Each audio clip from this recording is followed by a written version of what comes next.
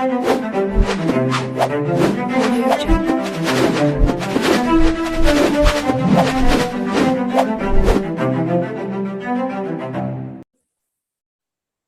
Everyone, welcome to सीख study smartly. मैं हूं बलजिंदर सिंह, एक बार फिर से आप लोगों का स्वागत कर रहा हूं।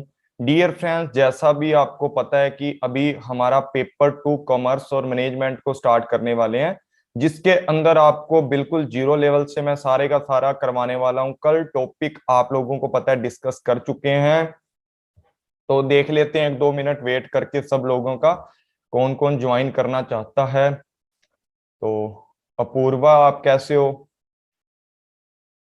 तो ठीक है जी, हम स्टार्ट करते हैं हमारी क्लास। एक बार आप मैसेज करके बता दें कि बिल्कुल वॉइस क्लियर आ रही है, आपको आवाज क्लियर आ रही है। ठीक है जी, निधि भी आ चुकी हैं। तो सब लोग एक बार आवाज के बारे में बता दें कि आपको आवाज बिल्कुल क्लियर है। उसके बाद स्टार्ट करते हैं भगवान का नाम लेकर के, क्योंकि ये हमारा पहला क्लास है बिजनेस इन्वायरमेंट के ऊपर और पहला ही पार्ट है।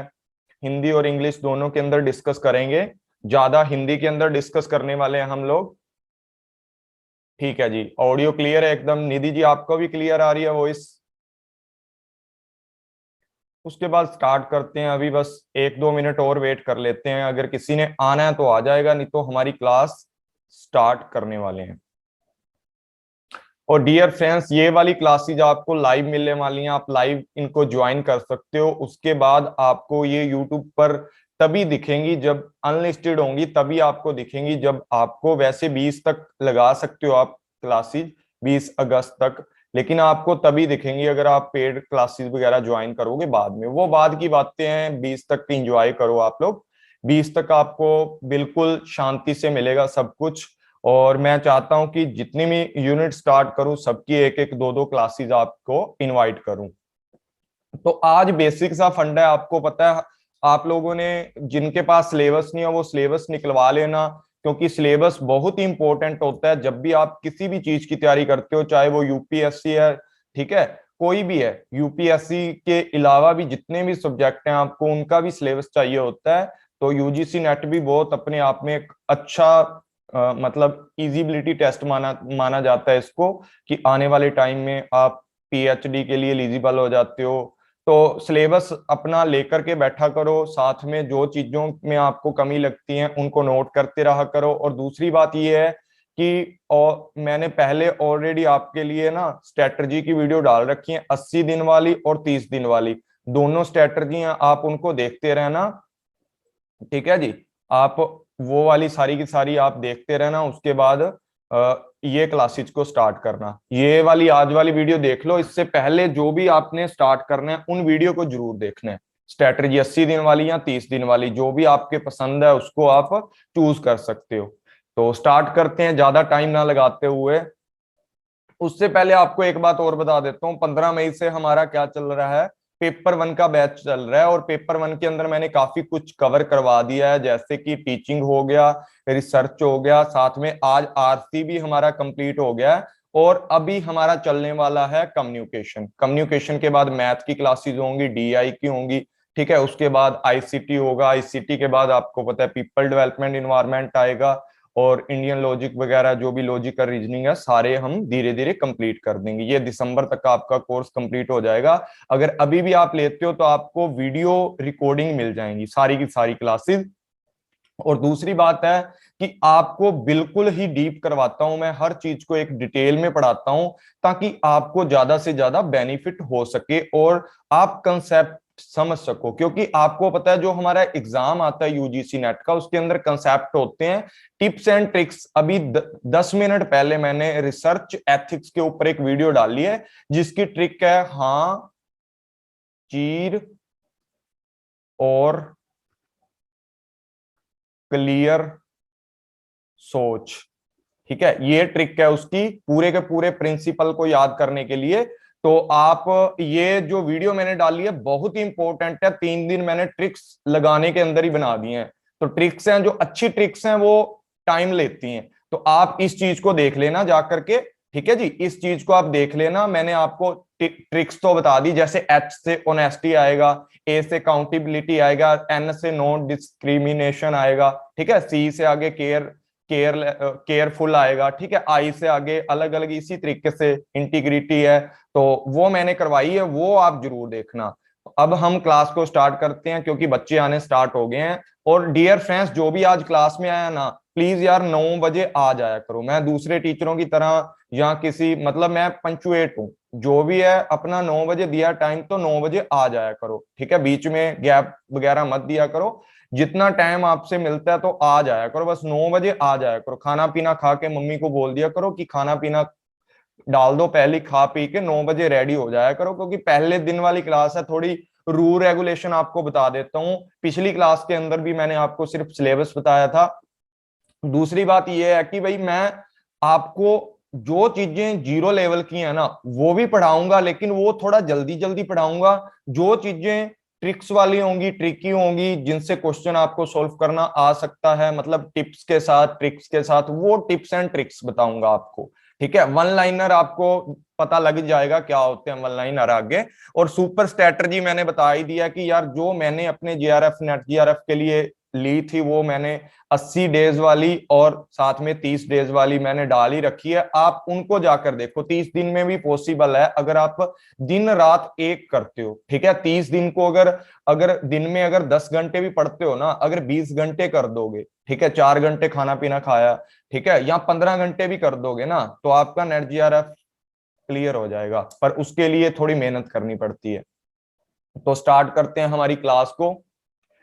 आज की जो हमारी क्लास है, पहले आपको टाइटल पता लग ही गया होगा, बिजनेस इन्वायरमेंट है, जो कि बहुत ही मोस्ट इंपॉर्टेंट हमारी यूनिट है। मोस्ट इंपॉर्टेंट बोलेंगे इसको क्योंकि यहां से बहुत सारे क्वेश्चन है। आपको पता नहीं लगता कि इंटरनेशनल बिजनेस से आए हैं या हमारे लीगल एस्पेक्ट से आए हैं, कहां से क्वेश्चन बने हैं, लेकिन बहुत सारे क्वेश्चन ऐसे होते हैं जो बिजनेस इन्वायरमेंट से आपको बन जाते हैं और थोड़ा गुमराह करते हैं।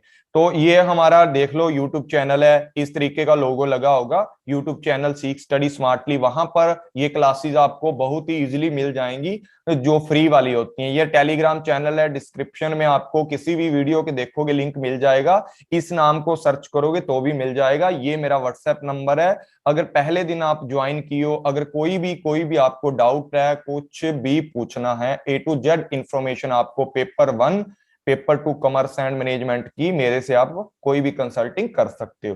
तो ये खाली था क्या?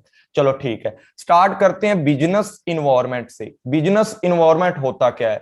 देखो, जब भी आप किसकी बात करते हो, बिजनेस की बात करते हो, सुनते रहना बस ध्यान से, जो चीज बोलूंगा वही चीज नोट करनी है आपको। देखो, बिजनेस की जब बात करते हो, बिजनेस होता क्या है? अगर बिजनेस की बात की जाए तो बिजनेस का काम क्या होता है? देखो, आपको पता है इकोनॉमिक्स के अंदर भी आप पढ़ते हो, बिजनेस का एक सिंपल सा फंडा होता है। इकोनॉमिक्स भी रिलेट करके मैं पढ़ा देता हूं यहां पर बिजनेस का मीनिंग समझाने के लिए। देखो, जब भी कोई बिजनेस आप स्टार्ट करना चाहते हो, कोई भी काम स्टार्ट करना चाहते हो, तो बिजनेस उसको बोल देते हैं कि भाई मैंने बिजनेस स्टार्ट करना है। लेकिन बिजनेस स्टार्ट क्यों करते हो, उसके पीछे के रीजन क्या है, आप उनको पहले पता करो कि बिजनेस स्टार्ट तो करना है लेकिन उसके पीछे के रीजन क्या है। हमारी रोटी दाल तो चलती रहती है ना, लेकिन बिजनेस क्यों करना चाहते हो? सबसे पहला क्वेश्चन यही उठ जाता है जब बिजनेस इन्वायरमेंट पढ़ते हो। इन्वायरमेंट बाद में आएगा, बिजनेस और प्लस इन्वायरमेंट, ठीक है, दो शब्दों से मिलकर बना है। तो सबसे पहले हमारे फंडा खड़ा हो जाता है कि यार भाई बिजनेस को क्यों पढ़ते हो, ठीक है, ऐसा क्या है बिजनेस के अंदर कि हम बिजनेस को पढ़ते हैं, इसकी स्टडी करनी पड़ती है, इन्वायरमेंट के साथ में स्टडी करनी पड़ती है। तो देखो, बिजनेस का सीधा सा फंडा होता है, बिजनेस को हिंदी के अंदर क्या बोला जाता है? व्यवसाय, ठीक है, व्यवसाय या बिजनेस। बिजनेस उन सारी एक्टिविटीज का एक जोड़ होता है जो क्या करता है, आप लोगों को लाभ कमा कर देता है, ठीक है, जो आपके लिए क्या करता है, बेनिफिट करता है किसी भी तरीके से। और इसका क्या सिस्टम होता है कि सीमित फंड होते हैं आपके पास। क्या होते हैं? जो आपके पास फंड होते हैं वो बिल्कुल ही कम होते हैं। उनसे आप ज्यादा से ज्यादा पैसे कमाने चाहते हो, जिसको बोला जाता है फंडों को, जो भी होता है उसको क्या बोला जाता है, इन्वेस्टमेंट बोला जाता है। ठीक है, इसका एक ही मकसद होता है कि अगर कोई भी बंदा अपनी आजीविका कमाना चाहता है उसके लिए बिजनेस को स्टार्ट करता है। कोई भी बंदा अपना क्या करना चाहता है, अगर आजीविका कमाना चाहता है, आजीविका का मतलब पता है आपको, आजीविका, ठीक है, आजीविका कमाना चाहता है मतलब अपना जीवन यापन करने के लिए जो भी काम करता है उसके लिए आप लोगों को क्या करना पड़ता है, बिजनेस स्टार्ट करना पड़ता है। अब बात करते हैं बिजनेस की, तो बिजनेस के अंदर आपको बहुत सारे काम करने पड़ते हैं, जैसे कि आप किसी भी काम को करने के लिए, लाभ कमाने के उद्देश्य से आप कोई भी बेनिफिट लेना चाहते हो, बिजनेस से हम क्या करेंगे, बेनिफिट लेंगे, अपने आजीविका कमाएंगे। लेकिन आपके पास जो फंड है वो सीमित है, उनके लिए आप क्या करते हो, बिजनेस के अंदर बहुत सारा या तो खुद प्रोडक्शन करोगे या किसी ना किसी तरीके से वस्तुओं को परचेज करोगे। ठीक है, परचेज करोगे या क्या करोगे, सामने से परचेज करके या खुद बना के उस चीजों को सेल करोगे, या क्या करोगे, किसी भी तरीके की क्या करोगे, सर्विस प्रोवाइड करोगे। क्या करोगे, सर्विस प्रोवाइड करोगे। तो ये सारी की सारी चीजें हैं जो हमारी किसके अंदर आ जाती हैं, बिजनेस के अंदर आ जाती हैं, कि आप क्या करते हो, या तो किसी तरीके का प्रोडक्शन करते हो, किसी भी तरीके का साथ में क्या करते हो, किसी भी चीजों को खरीदना स्टार्ट कर देते हो, बेचना स्टार्ट कर दो, या क्या कर देते हो, कोई भी सर्विस होती है ना, सर्विस प्रोवाइड करने लग जाते हो। ठीक है, ये तो हमारा बेसिक फंडा था, बिजनेस बोलते किसे हैं। ठीक है, साथ में आजकल जो काम चलता है ना, बिजनेस के साथ साथ इन्वायरमेंट की स्टडी करना। बिजनेस का आपको पता लग गया बिजनेस क्या होता है, अब इन्वायरमेंट क्या होता है। इन्वायरमेंट बहुत जरूरी होता है। देखो हर चीज के अंदर, चाहे आप रिसर्च कर रहे हो, रिसर्च के एथिक्स आज ही वीडियो डाली है ना, उसके अंदर सारी की सारी जानकारी एथिक्स के रूप में बता दी गई है कि इन्वायरमेंट में आप कैसा एथिक यूज करोगे। बात एक ही होती है, ठीक है, बस घुमा के कंसेप्टों के नाम अलग रख के आपके सामने रखे जाते हैं। तो यहां पर इन्वायरमेंट की बात करते हैं। इन्वायरमेंट क्या होता है, अब इन्वायरमेंट होता है, देखो सुनते रहना आप, जो चीज लिखने वाली होगी मैं आपको बता दूंगा। ठीक है जी, और किसी भी बच्चे को कहीं पर कोई भी समझ ना आए ना, आप एकदम से कमेंट करना। ठीक है, जब तक मैं ना बोलूं तब तक मतलब किसी भी तरीके का क्वेश्चन बीच में मत करना। जब मैं पूछूं कि आपको यहां तक डाउट है, तब आपने क्वेश्चन अपना अराइज कर देना, लिख लेना तब तक के लिए, तो क्वेश्चन मैं आपका साथ के साथ सॉल्व करूंगा।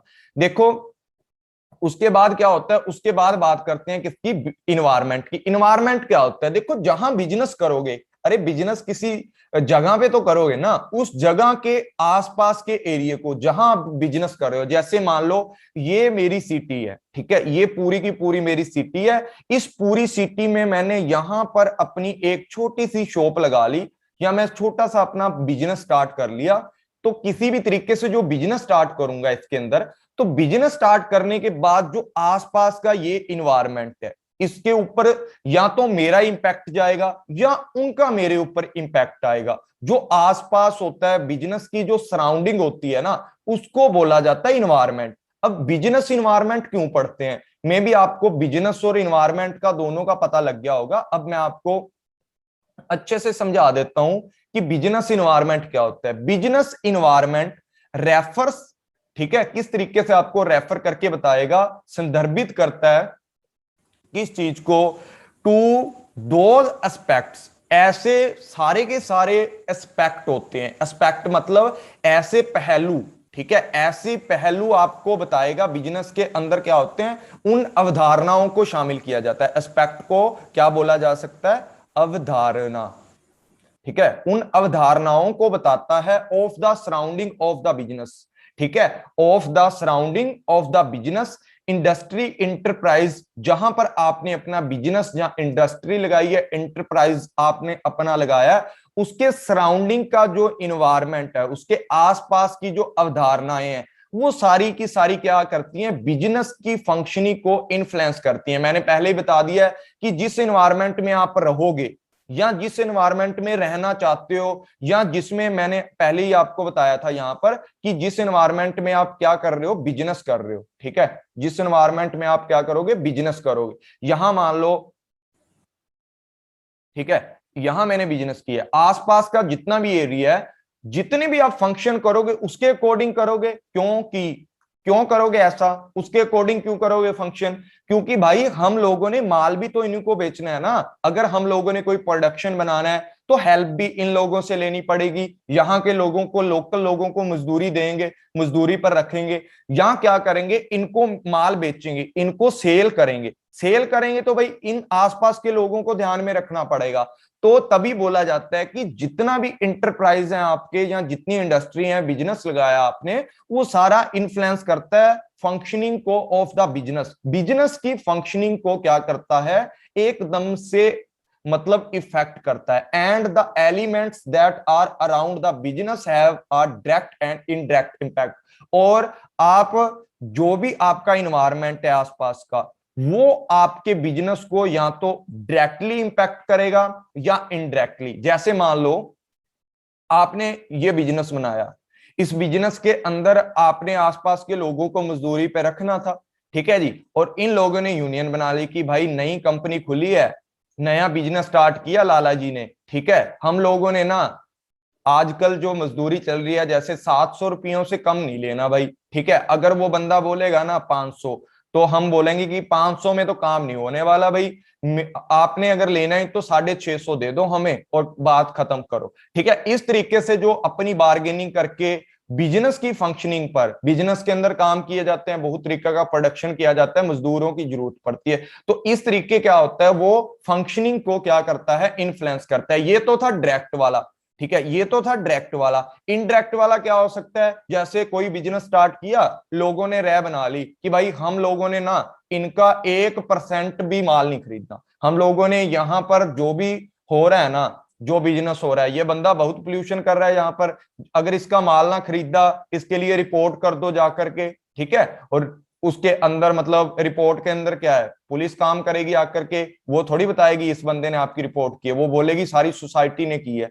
तो क्या होगा, इनडायरेक्टली इंपैक्ट होगा, ठीक है। इस तरीके से आगे पढ़ते हैं, डायरेक्ट वाला क्या होता है, इनडायरेक्ट वाला क्या होता है। उससे पहले देखो दो हमारे पास डेफिनेशन है अकॉर्डिंग टू एम विमर के अकॉर्डिंग। इन्होंने क्या बोला है, इन्होंने बोला है कि business environment is the climate और सेट ऑफ कंडीशंस। बिजनेस जो इन्वायरमेंट है ना, उसके अंदर एक तो क्लाइमेट आता है और उसके अलावा सेट ऑफ कंडीशंस आती हैं, ठीक है। Set of conditions, set of condition मतलब बहुत सारी परिस्थितियां, ठीक है, बहुत सारी सिचुएशन को इसके अंदर क्या किया जाता है, इंक्लूड किया जाता है बिजनेस इन्वायरमेंट के अंदर।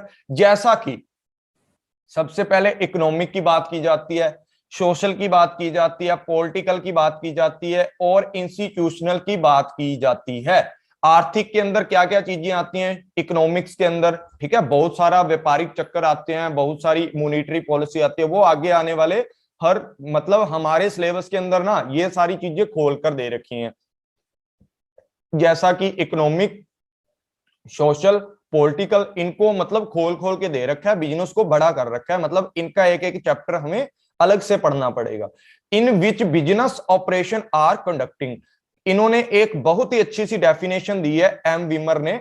इन्होंने बोला है कि जो बिजनेस इन्वायरमेंट है ना, उसको किस तरीके से आप बता सकते हो कि आपके सामने क्या हो रहा है, कि जो भी आपका इन्वायरमेंट है, उस इन्वायरमेंट के अंदर बहुत सारी एक्टिविटी पहले से होती हैं, जैसे कि इकोनॉमिक्स एक्टिविटी हो सकती है, किसी तरीके की सोशल एक्टिविटी है, पॉलिटिकल है, इंस्टीट्यूशनल है। उनके जब बीच में रह करके देखो, इन्वायरमेंट है, इन्वायरमेंट में ये सारी की सारी एक्टिविटी होती हैं, आपको भी पता है, समाज के अंदर कोई नेता फिर रहा है इधर उधर, ठीक है, कोई सोशल कल्चर है, उनका अलग सा सिस्टम होता है। तो इन सभी लोगों की क्या होती है, अलग अलग तरीके से अलग अलग काम करती हैं, ये सारे इन्वायरमेंट के जो एलिमेंट है अलग अलग तरीके से, इनके बीच में रहकर ही क्या करना पड़ता है, बिजनेस करना पड़ता है, और ये सारे के सारे क्या करते हैं, बिजनेस को इन्फ्लुएंस करते हैं, ठीक है। यही बात बोली है ए एम विमर ने। उसके बाद देखो कैथ डेविस क्या बोलते हैं, इन्होंने बोला है कि इसने ऑब्जर्व किया इस बंदे ने, ठीक है जी, हिज मतलब observed that business environment is that aggregate of all conditions. इन्होंने बोला है कि सारी की सारी जितनी भी कंडीशन है, इन्वायरमेंट है, इसके अंदर जितनी भी कंडीशन है, सारी की सारी का इंटीग्रेशन करके, ठीक है, मतलब सारी की सारी को एग्रीगेट करके, सबको जोड़ के, condition, event and influence that surrounding and affect the business, ऐसी सारी की सारी घटनाएं ऐसे सारे के सारे प्रभाव, इवेंट, इन्फ्लुएंस जो बिजनेस की सराउंडिंग में है, ठीक है, ये हमारा बिजनेस है, इसकी सराउंडिंग में है, और सारे के सारे क्या करते हैं, किसी ना किसी तरीके से, चाहे वो डायरेक्ट है या इनडायरेक्ट तरीके से, बिजनेस के काम को इन्फ्लुएंस करते हैं, इफेक्ट करते हैं। तो ये दो डेफिनेशन थी। उसके बाद देखो यहां पर आगे बात की है, जो इन्वायरमेंट होता है ना, वो कितने टाइप का होता है। इन्वायरमेंट होता है हमारा टू टाइप का। कितने टाइप का होता है? दो तरीके का। तो दो तरीके का जो इन्वायरमेंट होता है, एक तो होता है इंटरनल, जिसको अंदर का इन्वायरमेंट बोलते हैं, ये हमारा बिजनेस है। ये बाहर का इन्वायरमेंट है। इस बिजनेस के अंदर जो चीजें होती हैं, जो बिजनेस को इन्फ्लुएंस करती हैं, बिजनेस के इनसाइड होती हैं, ठीक है। और दूसरी बात क्या होती है, इंटरनल इन्वायरमेंट होता है ना, वो सारे एस्पेक्ट होते हैं जो बिजनेस के अंडर होते हैं, अंडर द बिजनेस और under the control of the business. Business के इनसाइड होते हैं, पर उनके ऊपर जो चीज अंदर है, आपके कहने के अंदर है, ठीक है। आप हो, ठीक है, आपकी फैमिली है, आपकी फैमिली के अंदर मान लो आपका सबसे जो मम्मी लगा लो या पापा लगा लो, जो भी आपके घर को चला रहा है, ठीक है। तो कुछ घर के अंदर मम्मी की चलती है, कुछ घर के अंदर पापा की चलती है, मान लो। तो ऐसा मान के चलो कि वो आपका एक तरीके का सिस्टम है पूरा। उससे आप समझ सकते हो, अगर पापा की चलती है तो पापा ने एक डांट लगाई, घर के सारे चुप करके बैठ जाते हैं। मम्मी की चलती है तो मम्मी ने एक डांट लगाई, सब के सब चुप करके बैठ जाएंगे। तो वही बात है बिजनेस के अंदर का जो इन्वायरमेंट है, ठीक है। घर की बात है ना, घर में डांट दिया पापा मम्मी ने तो बैठ जाओगे चुप करके। वही बात है जो बिजनेस के अंदर के एलिमेंट है, ये वाले, ये सारी की सारी एक्टिविटी जो बिजनेस को इन्फ्लुएंस कर सकती है। लेकिन अगर आपने, जैसे मम्मी पापा ने एक चांटा लगाया ना, बैठ जाओगे। पहले फोन फोन कर रहे थे, नया फोन लेना, नया फोन लेना है, तो मम्मी पापा ने बोला कोई फोन फान नहीं, ले ले जहां से लेना है, अपना खुद का कमा ले। तो बैठ गए ना चुप करके, क्योंकि ये चीजें आपके कंट्रोल में है। और दूसरी बात है, कौन सी बात है, एक्सटर्नल इन्वायरमेंट की। एक्सटर्नल इन्वायरमेंट की, आपके मम्मी पापा बाहर के बच्चे को थोड़ी डांट सकते हैं, आपके मम्मी पापा आपको डांट सकते हैं, क्योंकि आपके ऊपर उनकी चलती है, आपके ऊपर हक है। तो एक्सटर्नल इन्वायरमेंट भी वैसे है कि आप पड़ोसियों के बच्चे को नहीं डांटते। देखा होगा मम्मी पापा हमेशा ना अपने बच्चे की गलती निकाल देते हैं जल्दी की, क्योंकि वो चाहते हैं कि बेटा आने वाले टाइम में ऐसे इशू में मत फंस जाइए, तू रहने दे, ठीक है, जो करता है करने दे। वही बात एक्सटर्नल वाली होती है। एक्सटर्नल एनवायरनमेंट में क्या होता है, an external environment is an environment that is around that business and effect the business. There is no control of business. आपका कोई कंट्रोल नहीं है। अगर मान लो आपका बच्चा फोन मांग रहा है ना, तो आप उसको बोल दोगे बेटा मेरे पास पैसे नहीं है अभी, बाद में, ठीक है, बाद में। उसको कंट्रोल करोगे कैसे ना कैसे। आजकल तो मम्मी पापा, मम्मियां ज्यादा करती है ना, मम्मा, कि इमोशनल ब्लैकमेल कर दिया बच्चे को, बच्चा टिक के बैठ जाता है। बच्चे को बोल दिया बेटा तू काम कर, तू कमा ले, तू ले ले, कोई चक्कर वाली। और बाहर वाला मांगता है ना, तो पता ही है कैसे होते हैं जो लेडीज लोग होते हैं, अरे बेटा तू तो अभी पढ़ रहा है ना, तो ले ले, तेरे लिए तो जरूरी है। अपने खुद के घर पे तो दिलवाते नहीं होंगे, बाहर जाकर के, मतलब कंट्रोल में नहीं है ना वो सिस्टम, ठीक है ना। Like policy change by government car the external, ये मैं आगे समझाऊंगा अनु, आगे मैं आपको टेंशन मत लो, समझाऊंगा, ठीक है। मैं तो एक एग्जांपल, छोटा सा एग्जांपल देके समझा रहा हूं आपको कि माइंड के अंदर घुस जाए। It brings challenge and opportunity for business. और एक बात और है कि जो एक्सटर्नल इन्वायरमेंट है ना, वो हमेशा आपके लिए क्या करता है, नए नए चैलेंज लेके आता है। बाहर का बंदा ही लेके आता है ना, घर वाला तो चुप कर जाता है, बाहर वाला बंदा ही बोलता है कि कुछ ना कुछ आपके सामने क्या हो जाएंगी, चुनौतियां खड़ी हो जाएंगी, ठीक है। चुनौतियों को लेकर के आएगा। यहाँ क्या होगा आपके सामने, मतलब नई नई अपॉर्चुनिटी, आपके सामने नए नए अवसर लेकर आ सकता है, ठीक है ना, अवसर लेकर आ सकता है। वो सारी की सारी बातें यहाँ पर इंक्लूड की जाती हैं। उसके बाद बात करते हैं किसकी, उसके बाद बात करते हैं आगे। उसके बाद देखो ये हमारा क्या आ गया है, बिजनेस इन्वायरमेंट है। बिजनेस इन्वायरमेंट के अंदर मैंने आपको बताया था बहुत सारी चीजें आती हैं इंटरनल इन्वायरमेंट में, और बहुत सारी आती हैं एक्सटर्नल इन्वायरमेंट में। इंटरनल के अंदर क्या क्या चीजें आती हैं उनको पहले देख लेते हैं, ठीक है। इंटरनल के अंदर क्या क्या चीजें आती हैं उनको देख लेते हैं। सबसे पहले देखो इंटरनल की अब बात करते हैं। इंटरनल के अंदर क्या आता है, वैल्यू सिस्टम आ सकता है। वैल्यू सिस्टम क्या होता है, वैल्यू सिस्टम होता क्या है, जिसको हिंदी में मूल्य बोलते हैं ना, मूल्य सिस्टम को क्या बोलते हैं, क्या बोल सकते हैं, मूल्य संरचना बोल सकते हैं इसको। ठीक है, मूल्य संरचना इसको बोला जा सकता है। एक तरीके का वैल्यू सिस्टम है कि आपकी कंपनी है ना, आपकी कंपनी की वैल्यू सिस्टम क्या है, आपकी कंपनी किस तरीके से, एक तरीके का एथिक लगा लो ना, या एथिक लगा लो कि कंपनी का एथिक क्या है, वो तो इंटरनल हो गया ना, आप किस तरीके से काम करते हो। या यहां पर मूल्य की जगह पर आप लगा सकते हो कि आपका किस किस तरीके का कल्चर है, मतलब आपका पूरा जो ऑर्गेनाइजेशन है उसमें किस किस तरीके के लोग रहते हैं, उनके अंदर कौन कौन से कल्चर वाले लोग रहते हैं और किस तरीके से एडजस्टमेंट करके चलते हैं, मतलब उनका आपस का जो सिस्टम होता है ना उसको किस तरीके से बनाकर चलते हैं। मिशन एंड ऑब्जेक्टिव, देखो बहुत सारी चीजें होती हैं, आपको पता है, एक होता है मिशन, ठीक है, ये भी इसी मतलब ये करेंगे हम मैनेजमेंट के अंदर, ठीक है, मिशन विजन गोल वगैरह जो भी है। मिशन होता है, एक क्या होता है, विजन होता है आपका, ठीक है, एक क्या होता है हमारा ऑब्जेक्टिव होता है,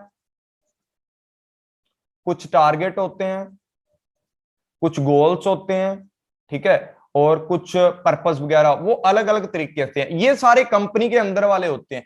आपका क्या मिशन है, आप क्या करना चाहते हो, एक मिशन के ऊपर उतर जाओ, उतना टारगेट आपको पूरा करना पड़ेगा, उतना काम आपको।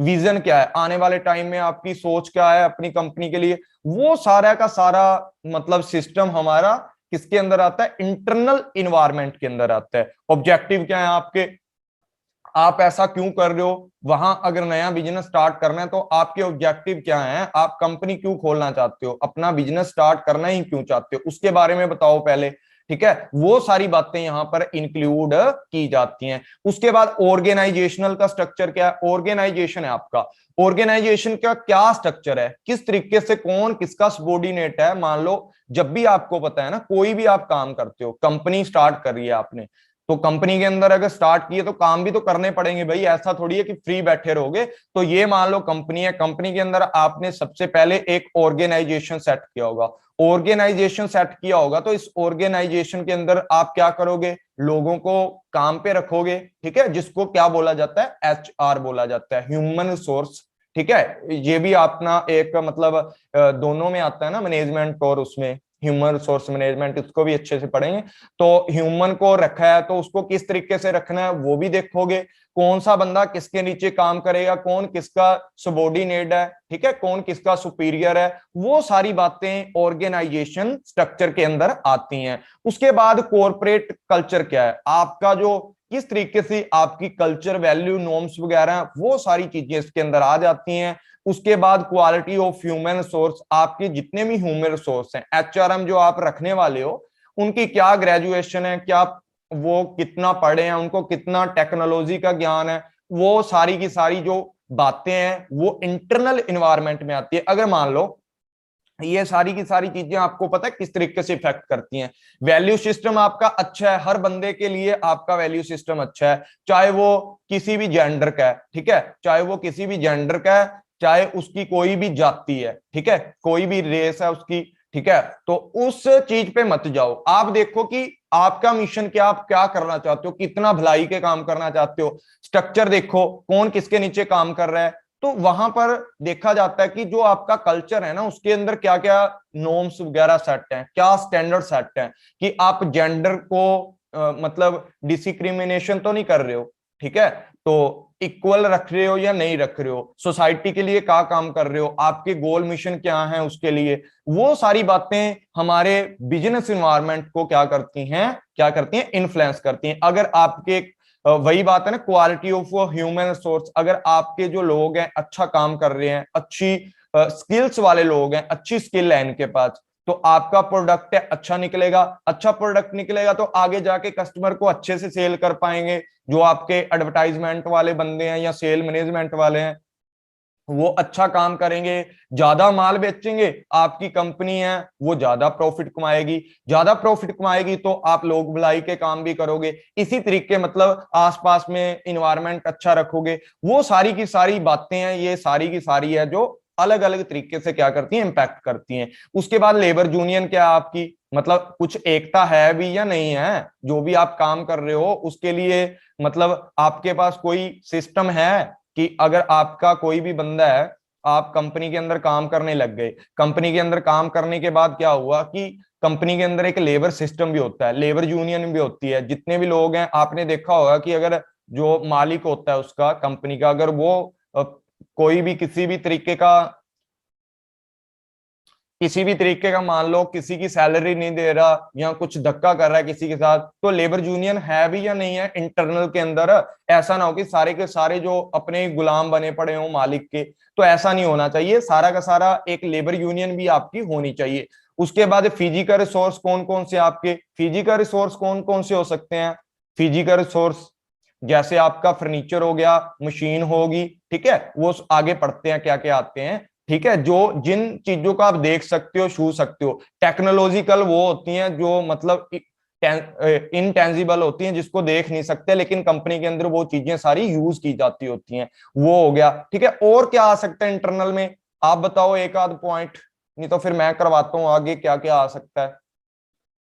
किसी भी बच्चे को पता है तो बता सकता है, नहीं तो फिर मैं तो करवाऊंगा ही, ठीक है। फिजिकल एंड ह्यूमन रिसोर्स तो आ ही गए आपके। उसके बाद क्या चीजें आ सकती हैं? और उसके बाद आ सकती है आपकी मैनेजमेंट की पॉलिसी, मैनेजमेंट पॉलिसी, ठीक है जी। मैनेजमेंट की क्या आ सकती है उसके बाद? मैनेजमेंट की पॉलिसी। और कोई चीज, आपका ब्रांड कैसा है, ये भी इंटरनल चीजें हैं, ठीक है। ये सारी सारी क्या है? इंटरनल चीजें हैं। ब्रांड के बाद क्या आ सकता है आपका? आपकी इमेज कैसी है, corporate image. Research and development, very good Nidhi, ठीक है। स्किल कैसे आ जाएगी? कल्चर तो मैंने पढ़ा ही दिया है ना 2 बार, कि ये देखो कॉर्पोरेट कल्चर आ सकता है प्रिया, पॉलिसी कल्चर देखो, मैनेजमेंट की पॉलिसी, ब्रांड आ सकता है। और क्या आ सकता है आपका बताओ? ठीक है, ये आ सकता है लेबर एंड मैनेजमेंट रिलेशनशिप, ठीक है, रिलेशनशिप आ जाएगा, लेबर और मैनेजमेंट का रिलेशनशिप आ जाएगा, विजन आ जाएगा। और क्या आ सकता है? रिसर्च एंड डेवलपमेंट आ सकता है। और इसके अलावा कौन सी चीजें आ सकती हैं? हाँ, रेम्यूनेशन पॉलिसी, बिल्कुल। ये सारी की सारी चीजें इसके अंदर हमारी क्या हो जाती हैं? इंक्लूड हो जाती हैं, इंटरनल एनवायरनमेंट को क्या करती हैं? इफेक्ट करती हैं। अब बात करते हैं किसकी? क्लास समझ आ रही है आप सबको? अच्छी लग रही है क्लास? बता दो, पहली क्लास है मेरी ये बिजनेस एनवायरनमेंट के ऊपर, तो एक बार अपना फीडबैक दे दो।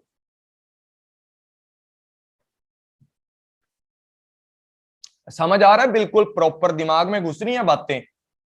सब लोग कमेंट करके बता दो एक बार, ठीक है ना? सब लोग कमेंट करके बता दो, उसके बाद आगे चलते हैं, ठीक है जी। सब लोग कमेंट करके बता दो, उसके बाद आगे चलते हैं। निधि बोल रही है समझ आ रही है, प्रिया मेहता बोल रही है यस सर सब क्लियर हो रहा है, अपूर्वा बोल रही है नाइस सेशन, और शिवानी बोल रही है इनको भी समझ आ रहा है। और बाकी सब भाई, सबको आ रहा है या नहीं आ रहा? सिमरन अग्रवाल भी बोल रही हैं इनको समझ आ रहा है, ठीक है जी। रश्मि बोल रही हैं, रश्मि श्रीकांत, इनको भी बिल्कुल समझ आ रहा है, इन्होंने हैंड राइज किया है। और भी कोई कोई बच्चा बैठा है यहाँ पर जिसको पढ़ रहा है और समझ आ रहा है या नहीं आ रहा, वो भी अपना कमेंट बॉक्स के अंदर बता सकते हैं। अब बात करते हैं किसकी? एक्सटर्नल। देखो भाई, एक्सटर्नल एनवायरनमेंट क्या होता है? जब बात करते हैं ना एक्सटर्नल एनवायरनमेंट की, तो आपके दिमाग में आता है भी बाहर। मनालिशा, मनालिशा है आपका नाम? मनालिशा, आपको भी समझ आ रहा है, चलो ठीक है, ठीक है जी। यहां पर एक्सटर्नल इन्वायरमेंट की बात कर रहे हैं। एक्सटर्नल इन्वायरमेंट क्या होता है? देखो सारी की सारी क्लासेज हमारी ऐसे ही रहने वाली हैं, चाहे वो थ्योरी वाली है चाहे प्रैक्टिकल वाली है, आपके दिमाग में एकदम घुसेगी। और ये क्लास मैं सोच रहा हूँ कि डाल ही दूंगा यार आप लोगों के लिए, कि 20 अगस्त तक जितनी भी हमारी क्लासेज होंगी ना, सबकी सब डाल दूंगा एक बार में, सबकी सब उस पर डाल दूंगा यूट्यूब के ऊपर, आप देखते रहना, ताकि पता लग जाए पढ़ाने का पैटर्न क्या है, किस तरीके से पढ़ा रहे हैं ना टीचर। तो 20 अगस्त तक की जितनी भी क्लासेज है मैं डाल दूंगा आपको, ठीक है, आप रिकॉर्डिंग भी देख लेना। अब देखो, अब बात करते हैं एक्सटर्नल एनवायरनमेंट की। एक्सटर्नल एनवायरनमेंट में दो चीजें आती हैं। कौन कौन सी दो चीजें आती हैं? पहले तो एक्सटर्नल एनवायरनमेंट को समझो। एक्सटर्नल एनवायरनमेंट क्या होता है? मैंने बताया कि एक्सटर्नल एनवायरनमेंट वो सारे के सारे बाहरी तत्व होते हैं, वो जो आपके बिजनेस की सराउंडिंग में घूमते हैं। एक तो बिजनेस के अंदर वाले हैं, वो तो हम लोगों ने कर भी लिए, ठीक है। बिजनेस के बाहर वाले हैं, बिजनेस की सराउंडिंग में है, वो सारे के सारे बिजनेस को तंग करते हैं, जो बिजनेस के लिए क्या लेके आते हैं, चैलेंज लेके आते हैं। ठीक है, बिजनेस के लिए क्या लेके आते हैं, चैलेंज लेके आते हैं, या बिजनेस के लिए क्या लेकर आते हैं, नई नई अपॉर्चुनिटी लेके आते हैं। ठीक है, या तो चैलेंज लेके आएंगे या अपॉर्चुनिटी लेकर आएंगे, दो काम करेंगे। साथ में क्या होता है यहां पर कि ये बिजनेस के ऊपर डायरेक्ट और इनडायरेक्ट दो तरीके से इंपैक्ट करते हैं। डायरेक्ट कौन से करते हैं, माइक्रो, और इनडायरेक्ट करते हैं मैक्रो। ठीक है जी, एक तो होते हैं एक्सटर्नल एनवायरनमेंट होता है जो बिजनेस की सराउंडिंग में काम करता है, जिसके अंदर बहुत सारी चीजें होती हैं, जैसे सोशल कल्चर हो गया। ठीक है, ये आगे पढ़ते हैं, दिया ही हुआ है, इसको अच्छे से पढ़ेंगे। तो ये सारे का सारा क्या होता है, हमारा एक्सटर्नल एनवायरनमेंट होता है। अब एक एक करके पढ़ते हैं। सबसे पहले यहां पर देखो, जब किसकी बात करते हैं, मैक्रो की बात करते हैं। मैक्रो किसको बोला जाता है, मैक्रो को हिंदी में बोला जाता है या तो सूक्ष्म, और यहां इसको सूक्ष्म, यहां इसको क्या बोला जाता है, व्यष्टि। ठीक है जी, या तो इसको बोला जाता है सूक्ष्म, या बोला जाता है व्यष्टि, हिंदी वाले सुन लो, या बोला जाता है कार्यात्मक। ठीक है, जहां पर हम कार्य करते हैं ना, वो सारी सारी चीजें होती हैं। और इसका सीधा से एक बात आपको बता देता हूं, ये हमारी कंपनी के ऊपर, हमारा जो एक्सटर्नल एनवायरनमेंट होता है हमारे बिजनेस के ऊपर, ये क्या करता है, डायरेक्ट इंपैक्ट डालता है। डायरेक्ट, इसके बिना हमारा काम नहीं चलता, इनके बिना तो चल भी जाता है, पर जो हमारा क्या होता है एक्सटर्नल का माइक्रो वाला होता है ना, इस माइक्रो वाला, सूक्ष्म चीजें बोलते हैं ना, बहुत ही खतरनाक होती हैं, छोटी छोटी बीमारियां या छोटे छोटे काम जो बोलते हैं, जिनको हम बोलते हैं कि यार ये तो छोटा है, लेकिन एंड ऑफ द डे जब पेपर में यहीं से क्वेश्चन आता है ना इन छोटे टॉपिक से, ठीक है, तो हमारी फूक निकल जाती है वहां पर कि भाई यार पूछ क्या लिया है, सामने वाले ने पूछ क्या लिया है। तो वही बात है, सबसे पहले यहां पर जो माइक्रो की बात करते हैं वो क्या होते हैं, ऐसे तत्व होते हैं, ऐसे तत्व इनके अंदर शामिल किए जाते हैं जो क्या करते हैं, हमारी कंपनी पर डायरेक्ट इंपैक्ट डालते हैं। ठीक है जी, इमीडिएटली। इनको एक और भी बात बोल सकते हैं, क्या बोल सकते हैं, इमीडिएट, इमीडिएट इन्वायरमेंट। ठीक है, इमीडिएट इन्वायरमेंट इसको बोला जाता है, जो इमीडिएट कंपनी के ऊपर इंपैक्ट करता है। आई होप कि यहां तक आपको समझ आ गया होगा। अब आगे देखो, इसके अंदर शामिल किस किस चीज को किया जाता है, इसके अंदर क्या किया जाता है, शामिल किन किन चीजों को किया जाता है। तो सबसे पहले देख लेते हैं, ऑर्गेनाइजेशन, कस्टमर्स, कंपीटिटर्स। अब ऐसा मत बोल देना कि जो कस्टमर है वो हमें किस तरीके से, मतलब एक्सटर्नल है तो वो किस तरीके से इफेक्ट कर देंगे। चलो मैं पढ़ा देता हूं आगे। मार्केट्स हो गई हैं, ठीक है जी, वो माइक्रो में कैसे आएंगे ये मत सोचने लग जाना। उसके बाद बात बोलते हैं किसकी, सप्लायर्स की। उसके बाद इंटरमीडिएटर्स होते हैं जो आपके बिचौलिए जिनको बोला जाता है। एक एक करके पढ़ लेते हैं, इनको एक एक करके आगे पढ़ लेते हैं। देखो ये मैंने आगे, चलो ठीक है, मैंने वैसे ना आगे नहीं किया, वैसे आगे बहुत कुछ बताया। चलो यहां से एक बार देख लो क्या होता है कि माइक्रो के अंदर क्या क्या चीजें हैं, economics, political, legal, technological, global, social culture, demographic, ये सारे के सारे जो एलिमेंट होते हैं वो इसके अंदर इंक्लूड किए जाते हैं। अब देखो इंटरनल जो इन्वायरमेंट होता है, जो मैंने ये पढ़ाया था ना पहले, इसके अंदर एडिशनल 5 चीजों को अगर समझ लेना तो सब कुछ समझ आ जाता है। देखो मैन, 5M है जो इंटरनल के अंदर बहुत इंपॉर्टेंट है। Man, material, money, machine, management, इन सारी बातों से ये वाले पॉइंट जुड़े हुए हैं। ठीक है, जो भी मैंने पॉइंट करवाए हैं वो इनके साथ क्या हुए हैं, अटैच हुए हैं, इनके साथ जुड़े हुए हैं। मैनेजमेंट की पॉलिसी किसके लिए बनती है, मैंस के लिए बनती है। मटेरियल वगैरह आपके किस तरीके से, देखो यहां पर है जो HRM है या फिजिकल रिसोर्स है वो मटेरियल वगैरह बनाएंगी। ठीक है जी, मनी वगैरह किसके ऊपर लगाओगे, HRM को रखने के लिए, कच्चा माल लेके आने के लिए, मशीनें लेके आने के लिए। ठीक है, मशीनरी क्या करती है आपको बताइए, मैन इसके ऊपर मतलब काम करता है और मटेरियल के साथ यूज करके, मतलब ये सारे के सारे आपस में इंटर रिलेटेड होते हैं। तो ये तो बिल्कुल बेसिक सी बातें हैं। अब यहां एक और डेफिनेशन पढ़ लेते हैं। जो डेफिनेशन हम लोगों ने पीछे नहीं पढ़ी है एक्सटर्नल एनवायरनमेंट की।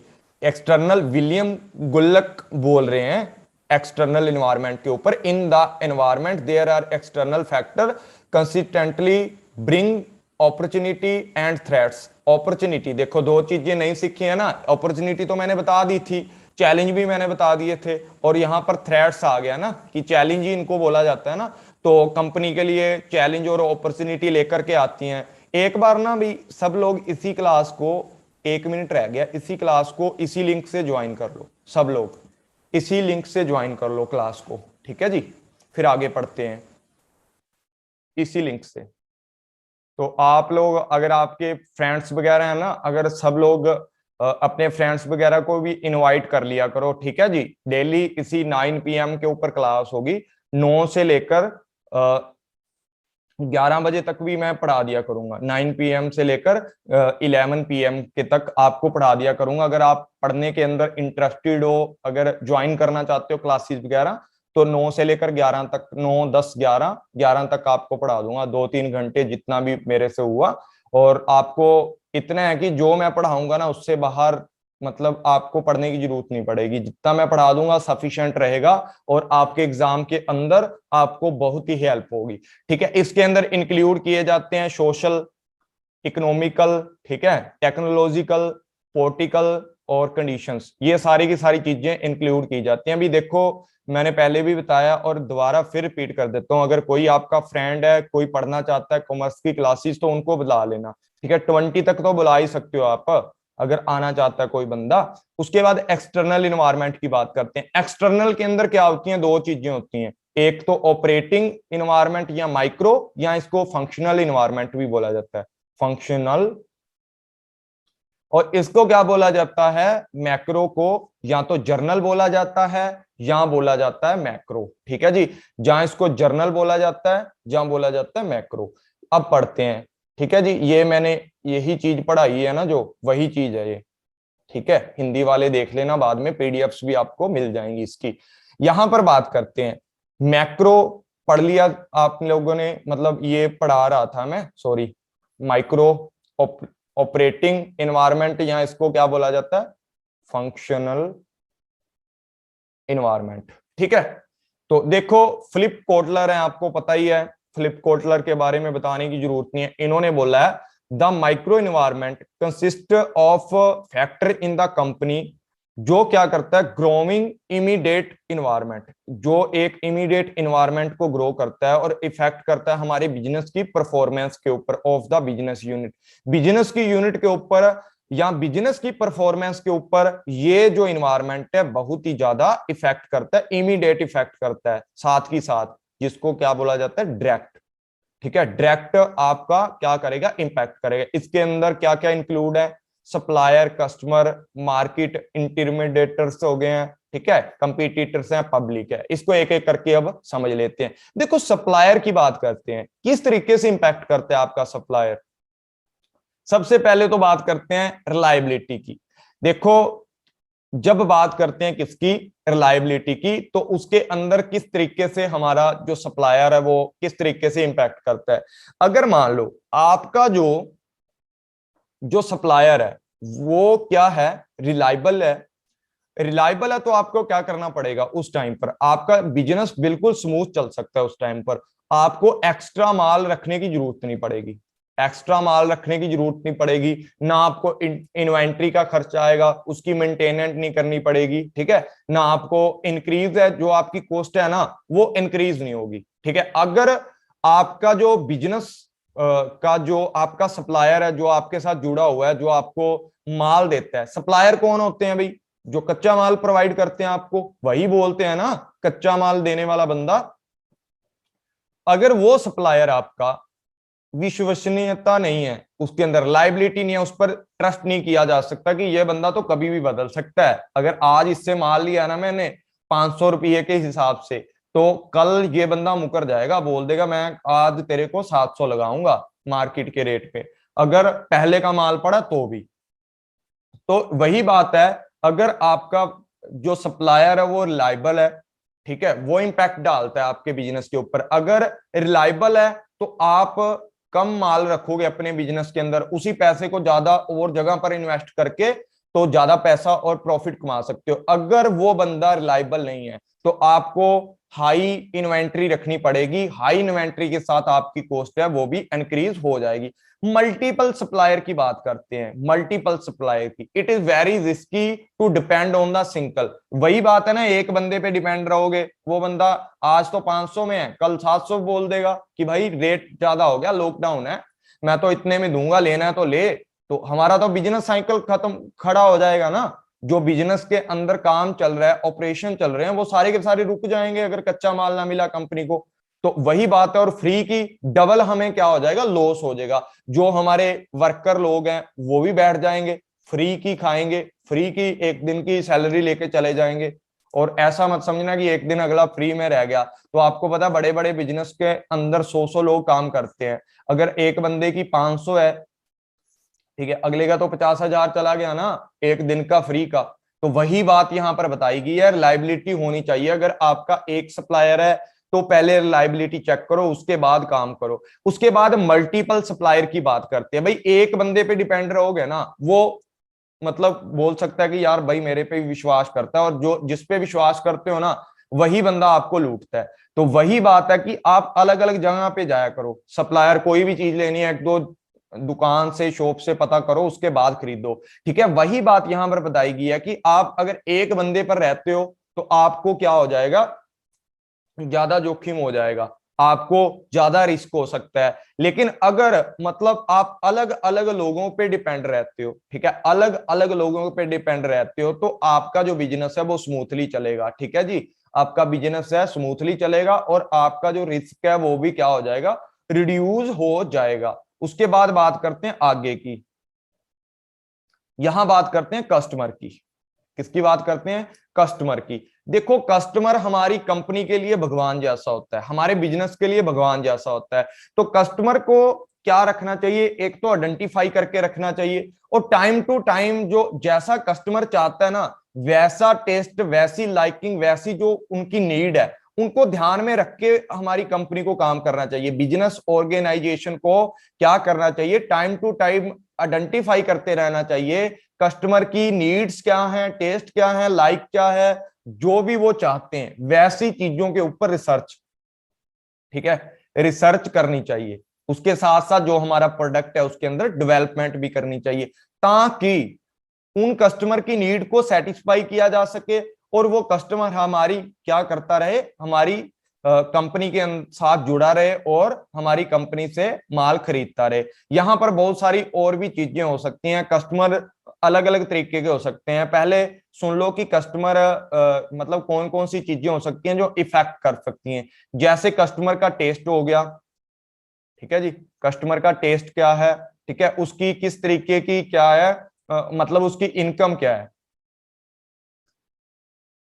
इनकम क्या है, ठीक है, कस्टमर कितनी मात्रा में, कितनी क्वांटिटी में खरीदता है, वो चीज आ जाएगी, ठीक है। एक बंदे की जीवन शैली कैसी है, लाइफ स्टाइल कैसा है, ठीक है, लाइफ स्टाइल कैसा है, वो चीज आ जाएगी, ठीक है। और क्या चीजें आ जाएंगी, एजुकेशन की, कस्टमर है जो सामने वाला, उसकी एजुकेशन कितनी है, ये सारी की सारी चीजें हैं वो हमारे ऊपर इंपैक्ट डालती हैं। और जैसे एज आ जाएगी कस्टमर की, ये सारी की सारी चीजें क्या करती हैं, इंपैक्ट डालती हैं। और कस्टमर भी अलग अलग तरीके के हो सकते हैं, आपको पता है कस्टमर भी क्या हो सकते हैं, अलग अलग तरीके के हो सकते हैं। कैसे, होलसेल कस्टमर हो सकता है जो आपकी कंपनी से, आपके बिजनेस से माल लेकर आगे होलसेल के रूप में बेचता हो। रिटेलर जैसे आपके आम गांव के अंदर शॉप्स हो सकती हैं। इंडस्ट्रियल कस्टमर भी हो सकते हैं जो आपका जितना भी काम है, जो आपकी मशीन वगैरह, बड़ी महंगी महंगी मशीनें हैं, उसके लिए वो बंदा मतलब ट्रायल वगैरह करके दिखाता हो या आगे माल बेचता हो, या आप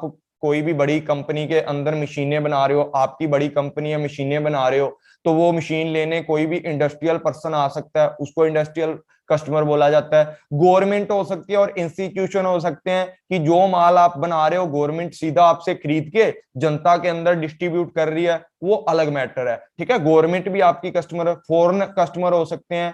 कुछ लोग ऐसे होते हैं कि आपसे कुछ भी अगर क्रिएटिव लगे तो आपसे मंगवाते रहते हैं, बाहर वाले लोग भी मंगवा लेते हैं। उसके बाद देखो, उसके बाद क्या बात करते हैं, उसके बाद हम बात करते हैं देखो ये आगे लिखा ही पड़ा है, level of income, taste, lifestyle है, ज्योग्राफिकल एरिया के अकॉर्डिंग है, एज है, ठीक है, टेस्ट, सारी चीजें जो क्या होती हैं कस्टमर के तरीके से हमें प्रभावित करती हैं। इन चीजों के ऊपर टाइम टू टाइम रिसर्च करते रहना चाहिए और जो हमारा प्रोडक्ट है उसमें डेवलपमेंट करते रहना चाहिए। अब मार्केट इंटरमीडिएटर्स क्या होते हैं?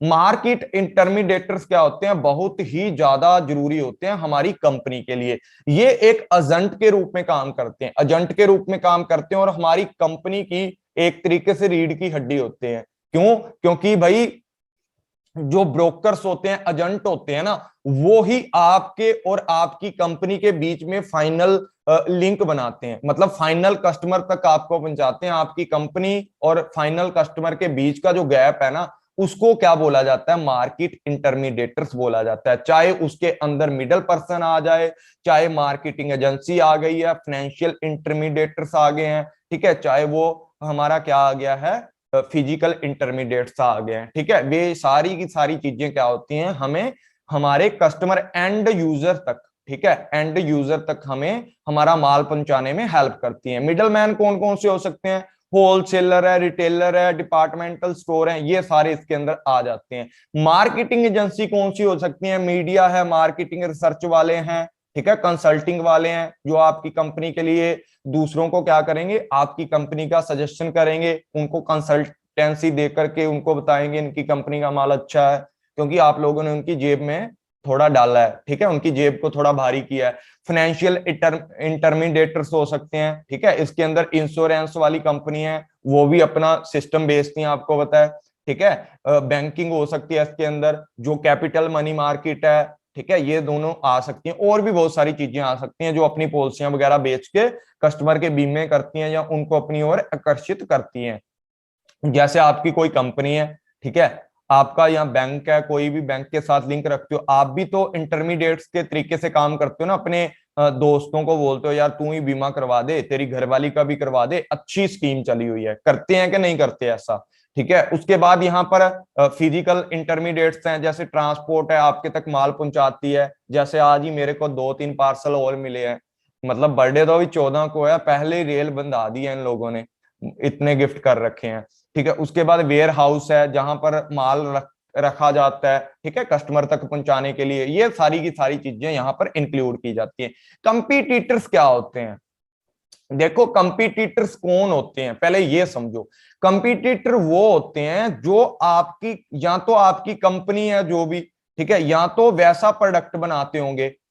जो कंपीटिटर होते हैं या तो आपका सेम टू सेम प्रोडक्ट बनाते होंगे वैसे का वैसा, या वो क्या करते होंगे, आपके प्रोडक्ट का सब्स्टिट्यूट निकालते होंगे।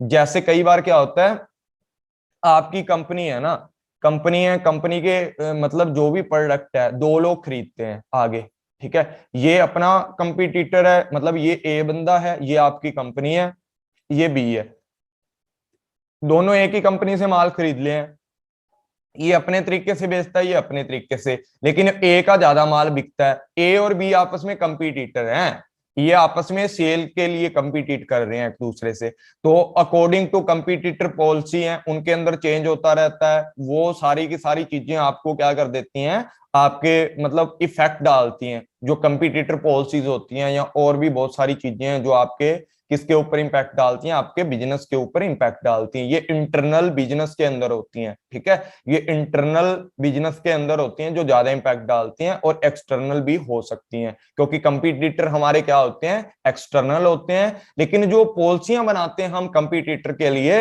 वो कंपीट करने के लिए, वो हमारी इंटरनल बिजनेस के अंदर आती है, इंटरनल एनवायरमेंट के अंदर आती है। पब्लिक की बात करते हैं।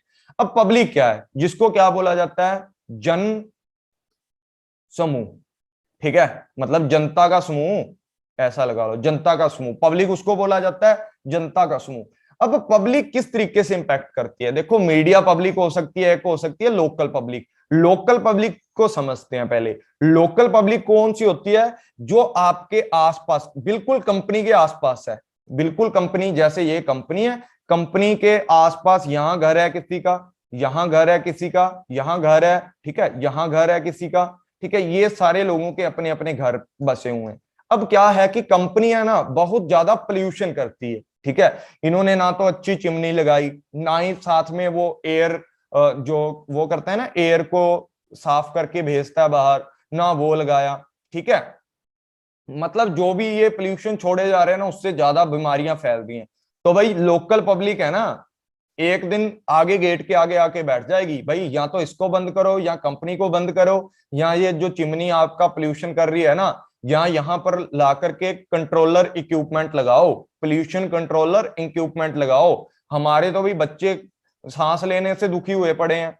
ठीक है ना, ये सारी बातें इसके अंदर आती हैं कि आपकी जो क्या होती है, लोकल पब्लिक होती है, वो आसपास का एरिया होता है जो वो आपके लिए किसी भी तरीके से सेटअप ले सकती है, आपके लिए कोई ना कोई स्टेप उठा सकती है, आपका जो बिजनेस है उसके विरुद्ध कार्रवाई कर सकती है अगर आपके बिजनेस से थोड़ी सी भी मतलब गलत चीज हुई। ठीक है, थोड़ा सा भी केमिकल आप धरती के अंदर ही कोई कुआं मतलब या कोई ट्यूबवेल वगैरह निकलवा के उसके अंदर फेंक रहे हो। ठीक है, अब आस पड़ोस में कोई बंदा बोर करवा रहा है, उसमें से पानी निकल रहा है गंदा, और वो बोल रहा है कि ये कंपनी वालों ने करा है ऐसा हाल। ठीक है, ये केमिकल धरती के अंदर क्या कर रहे हैं, मतलब डाल रहे हैं, जो भी अपशिष्ट पदार्थ होते हैं धरती के अंदर डाला जा रहा है उनको। ठीक है, ये काम बिल्कुल गलत कर रहे हैं, इस कंपनी को उखाड़ फेंको यहां से।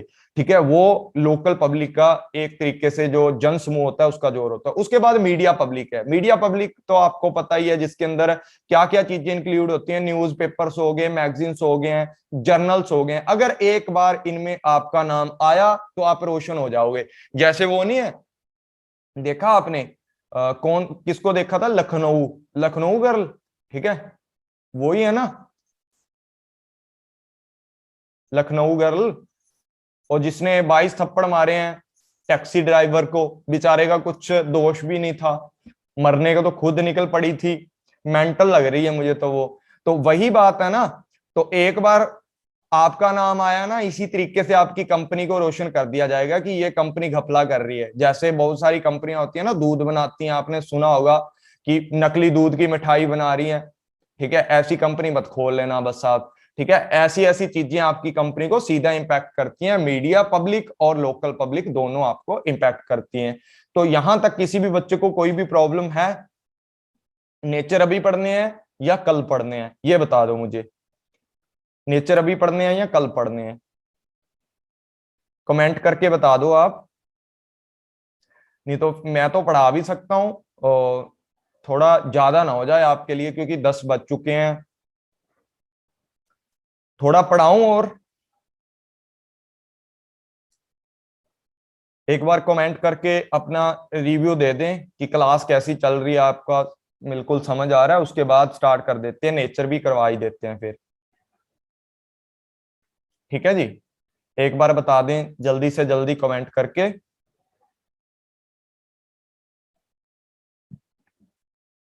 और डियर फ्रेंड्स, इस क्लास के बाद ना आप लोग ऐसा करना, इस क्लास के बाद करा देता हूं मैं करवा देता हूं। इस क्लास के बाद ना आप जो रिसर्च एथिक्स की क्लास डाली है ना मैंने,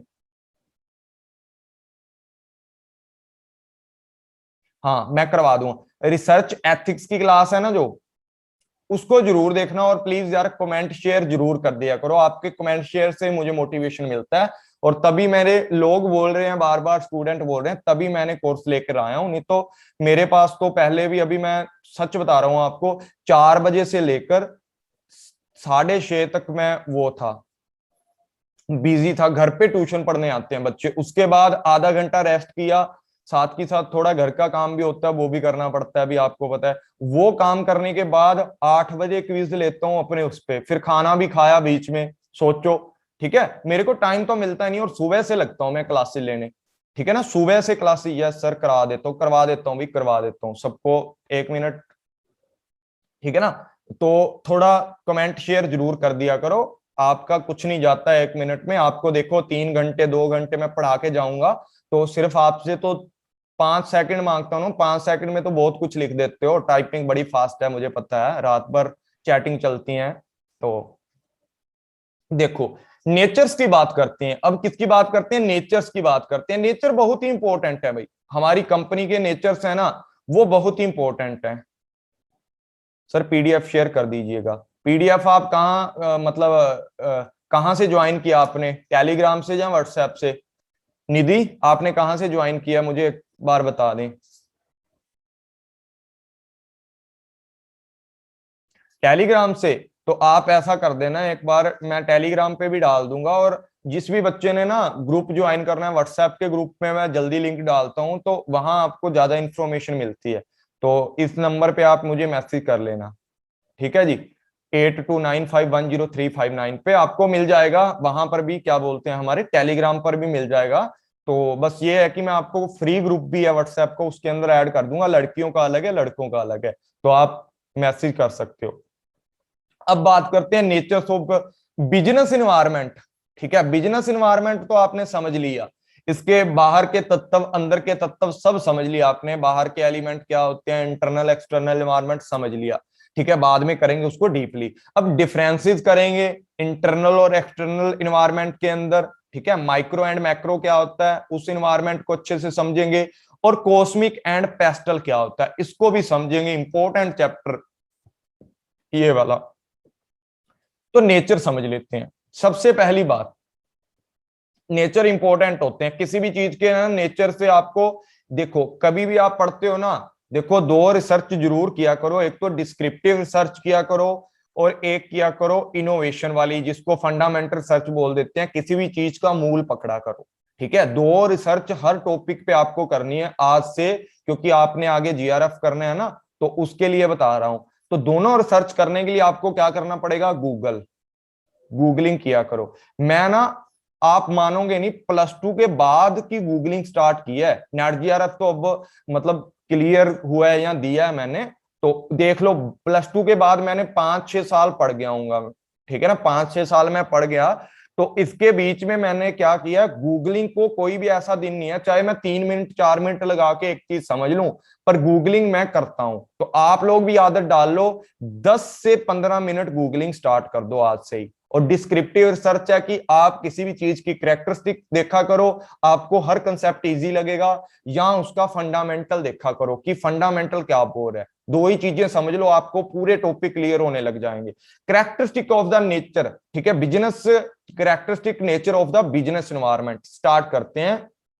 ये ना मैंने हिंदी में नहीं डाले, पर मैं इसको डाल दूंगा हिंदी में। आप लोग अगर चाहते हो, कौन कौन बच्चा हिंदी वाला है यहाँ पर, एक बार मुझे वो भी बता दें। ठीक है, मुझे पता लग जाएगा कौन सा बच्चा इंग्लिश वाला इंग्लिश लिख दो, हिंदी वाला बच्चा हिंदी लिख दो। ठीक है, उसके बाद हम लोग स्टार्ट करते हैं हमारा आगे का प्रोग्राम, आगे की क्लास को एक बार बता दो। उसके बाद शिवानी इंग्लिश की हैं, समझ आ रही है सबको इंग्लिश वालों को, क्योंकि मैं एक्सप्लेन तो हिंदी में ही होता है यार, समझ लो आप। सब लोग इंग्लिश के हैं, सिमरन, शिवानी, अपूर्वा। ठीक है, जो हिंदी के हैं वो हिंदी लिख सकता है बेझिझक। तो यहाँ बात करते हैं आगे, यहाँ बात करते हैं आगे।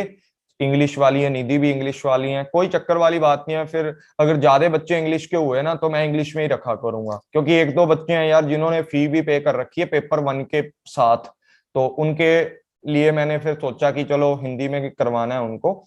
तो चलो यहां से स्टार्ट करते हैं। टोटल एक्सटर्नल फोर्सेस, देखो बिजनेस इन्वायरमेंट क्या होता है, business environment is aggregate in nature.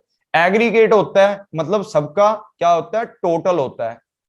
In the nature मतलब बिजनेस एनवायरनमेंट का नेचर क्या है, टोटल नेचर है, सब चीजों को एग्रीगेट बना के it represent the sum of the total all external forces. जो एक्सटर्नल फोर्सेस हैं, आपने दो चीजें पढ़ी हैं एक्सटर्नल के अंदर, एक तो माइक्रो एक मैक्रो, और उनके बीच में जितनी भी चीजें हैं ना, वो सारी की सारी किसके अंदर आती हैं, हमारे बिजनेस इन्वायरमेंट के अंदर आती है। नंबर 2 पे बात करते हैं, स्पेसिफिक एंड जर्नल फोर्सेस। देखो जर्नल एंड स्पेसिफिक की जब बात करते हैं, कैसी कैसी, जैसे अगर इंटरनेशनल लेवल पे कोई चेंज हो गया तो कंपनी को इंपैक्ट करेगा, पॉलिटिकल पे हुआ वो भी इंपैक्ट करेगा, सोशल पे हुआ वो भी इंपैक्ट करेगा, चाहे वो डायरेक्टली करे चाहे इनडायरेक्टली करे, इंपैक्ट जरूर करेगा।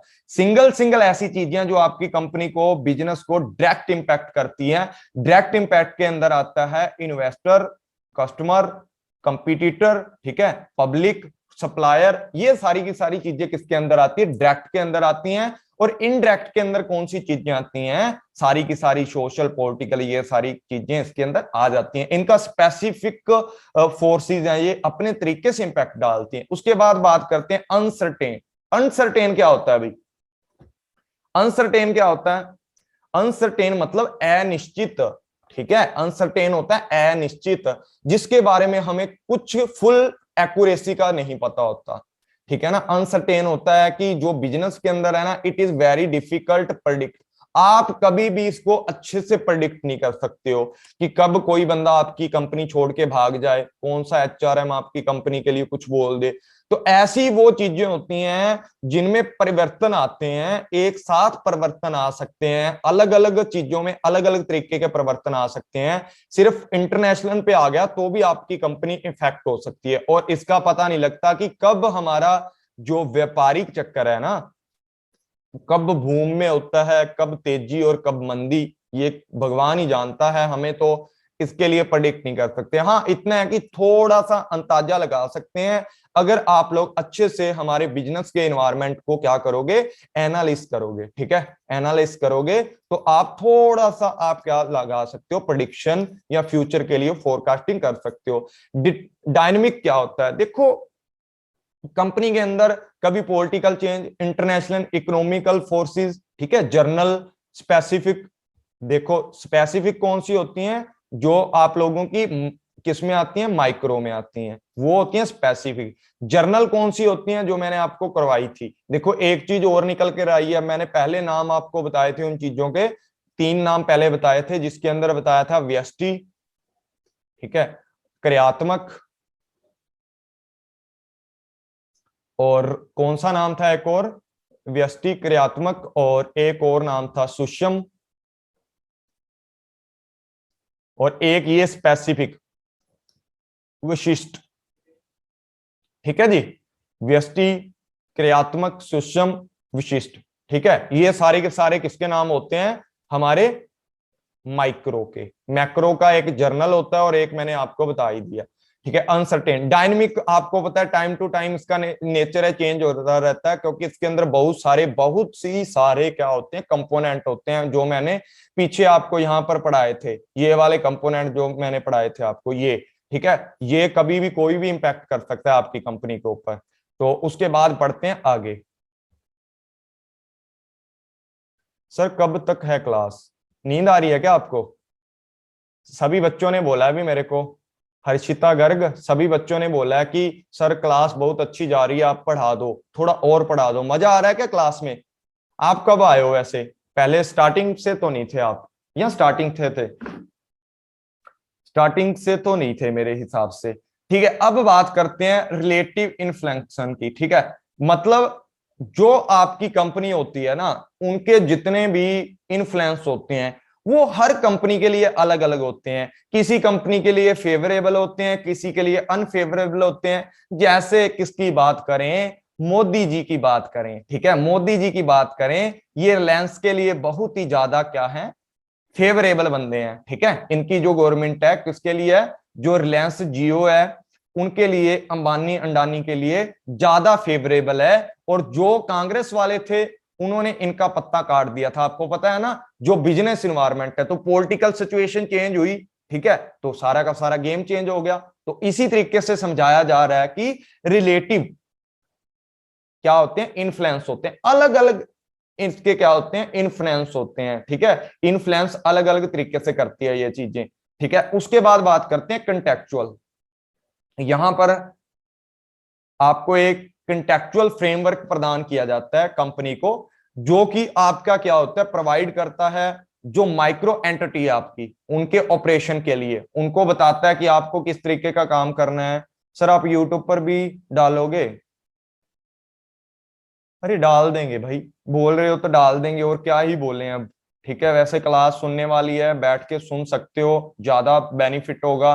दूसरी बार फिर थोड़ी फास्ट स्पीड करके आप वहां देख लेना, तो आपको थोड़ा और क्या हो जाएगा, फायदा हो जाएगा, ठीक है। कंटेक्चुअल फ्रेमवर्क आपको बताता है कि किस तरीके से आपको कंपनी के अंदर काम करना होता है। मैनेजमेंट को बताता है कि आप वर्क किस तरीके से करोगे बिजनेस इन्वायरमेंट के अंदर रह करके, ये होता है इसका काम।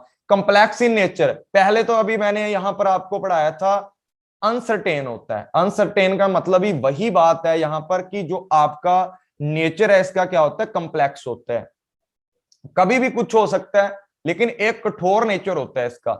जैसे कि आप सारी की सारी चीजों को पढ़ोगे, आप अगर एक बिजनेस करना चाहते हो आपको पॉलिटिकल सिस्टम पढ़ना पड़ेगा, economical, legal, social, cultural, technological, ठीक है, सारी सारी आपकी कंपनी को इफेक्ट करते हैं। तो इन सभी चीजों को रिकॉग्नाइजेशन करके आपको चलना पड़ेगा, आपको समझ करके चलना पड़ेगा। तो ये आपका जो नेचर है ना बहुत ही ज्यादा क्या हो सकता है, इफेक्ट डालता है आपकी कंपनी के ऊपर, आपके सिस्टम के ऊपर। उसके बाद देखो बात करते हैं business environment effect different firms different तरीके से। देखो डिफरेंट फर्म के ऊपर डिफरेंट तरीके से आपका डालता है।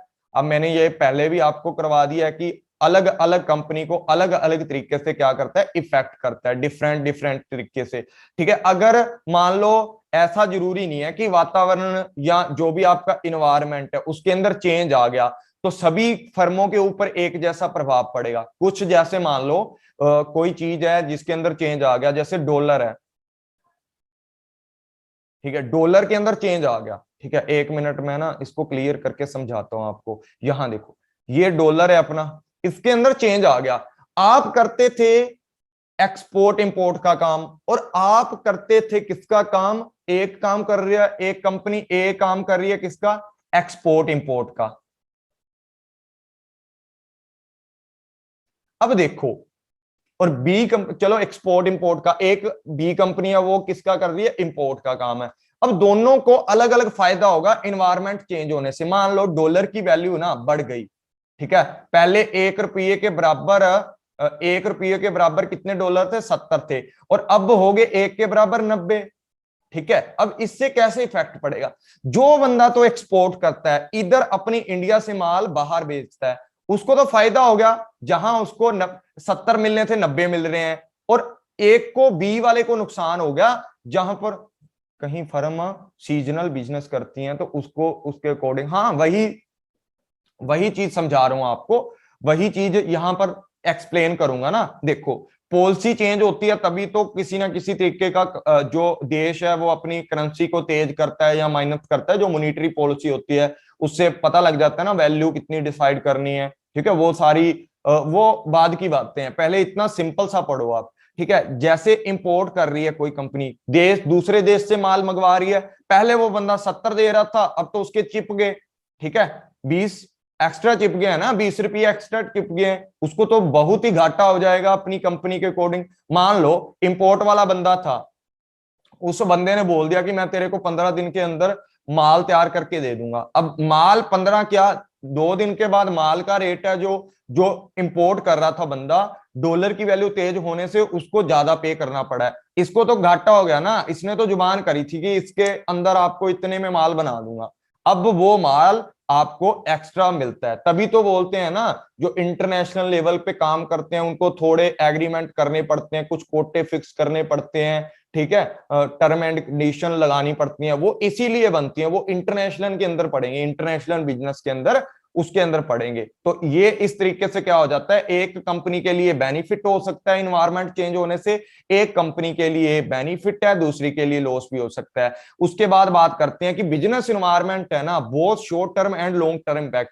भाई कुछ कंपनियां होती है ना बिजनेस इन्वायरमेंट का उसके ऊपर इंपैक्ट पड़ता है, जैसे मान लो आपका क्लाइमेट है वो भी बिजनेस इन्वायरमेंट के अंदर आता है। मान लो आज बारिश होने लगी है तो कंपनी का 2 दिन काम रुक जाएगा।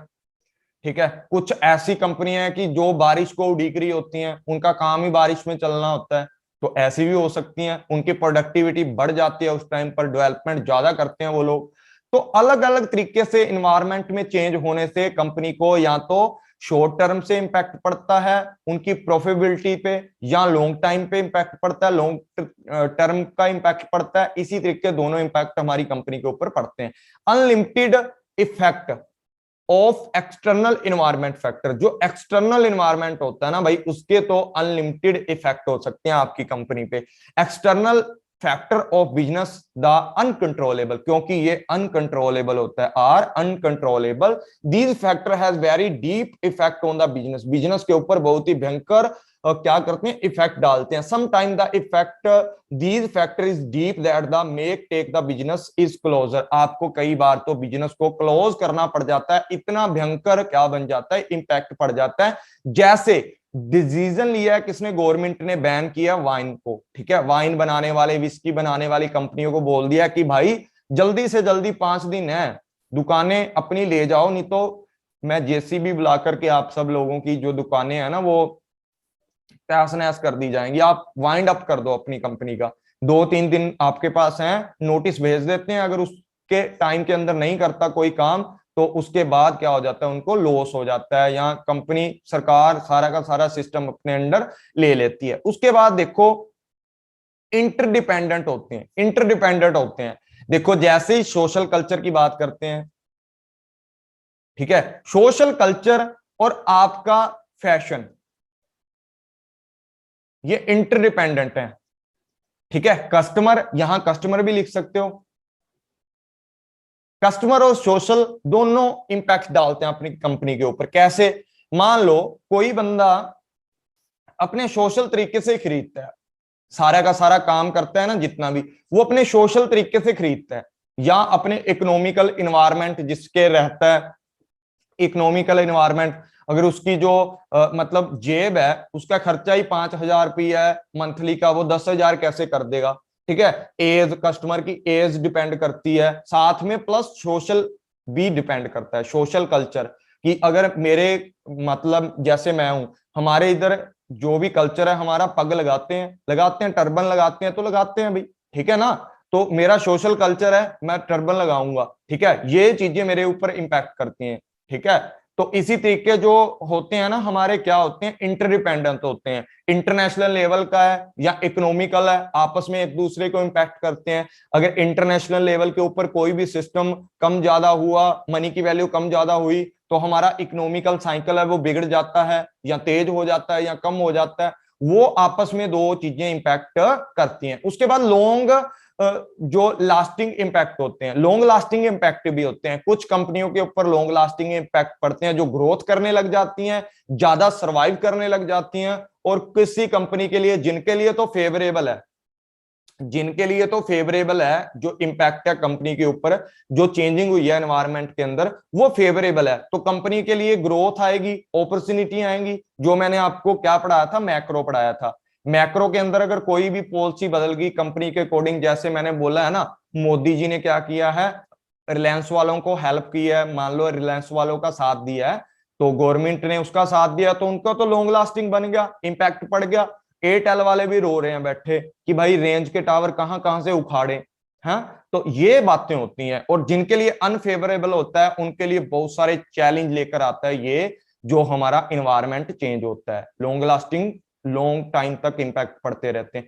इंक्लूड, इसके अंदर एक्सटर्नल एंड एक्सटर्नल दोनों तरीके के इन्वायरमेंट इंक्लूड किए जाते हैं। जैसा मान लो आपको पता ही है, इंटरनल के अंदर क्या आता है, एक्सटर्नल के अंदर क्या आता है, दोनों का एग्रीगेट वो क्या होता है, बिजनेस इन्वायरमेंट के नेचर को प्रदर्शित करता है, बिजनेस इन्वायरमेंट के नेचर को बताता है। जो एक बिजनेस के अंदर होते हैं, इनसाइड होते हैं, उनको क्या बोला जाता है, इंटरनल, और जो आउटसाइड होते हैं उनको क्या बोला जाता है, एक्सटर्नल। और ये मैंने पढ़ाई दी आपको पहले, ठीक है। मल्टी फेसिड जो आपका होता है ना, जो बिजनेस इन्वायरमेंट होता है वो मल्टी फेस वाला होता है, किसी के लिए अपॉर्चुनिटी देता है, किस, सॉरी यार 1 मिनट, अभी आ रही होगी वॉइस, अभी वॉइस आ रही होगी, वो ना माइक की क्लिप निकल गई थी, ठीक है। कहां से आपको वॉइस नहीं आ रही थी वो बता दो, मैं दोबारा एक्सप्लेन कर देता हूं। एक बार क्लास को रिज्वाइन कर लो, 1 मिनट के लिए क्लास को रिज्वाइन कर लो, 3-4 मिनट में आपको कवर करवा दूंगा सारा सिस्टम। रिज्वाइन कर लो एक बार। एक बार ना मुझे बता दो किस स्लाइड से वॉइस ब्रेक हुई थी, वहीं से मैं दोबारा समझा देता हूं। सॉरी यार, वो हाथ लग गया होगा मेरा, वो क्लिप निकला पड़ा था। तो एक बार कोई भी बच्चा ना मुझे जल्दी से जल्दी बता दे कि कहाँ से वॉइस ब्रेक हुई थी, वहीं से हम लोग स्टार्ट कर लेंगे, ठीक है जी। वहीं से कौन से पॉइंट से आपकी वॉइस ब्रेक हुई थी उसको मैं रिपीट कर दूंगा एकदम से, और आगे तक करवा देंगे। ठीक है, मल्टी फेस वाले से, चलो ठीक है, ये भी ठीक है, चलो यहीं से स्टार्ट कर देते हैं। देखो सबकी यहीं से हुई थी ना, चलो ठीक है, थैंक यू यार, आप लोगों ने बता दिया, नहीं तो मैं तो ऐसे ही पूरी क्लास ले लेता और बाद में मुझे दोबारा रिकॉर्ड करनी पड़ती। थैंक यू सो मच सबका।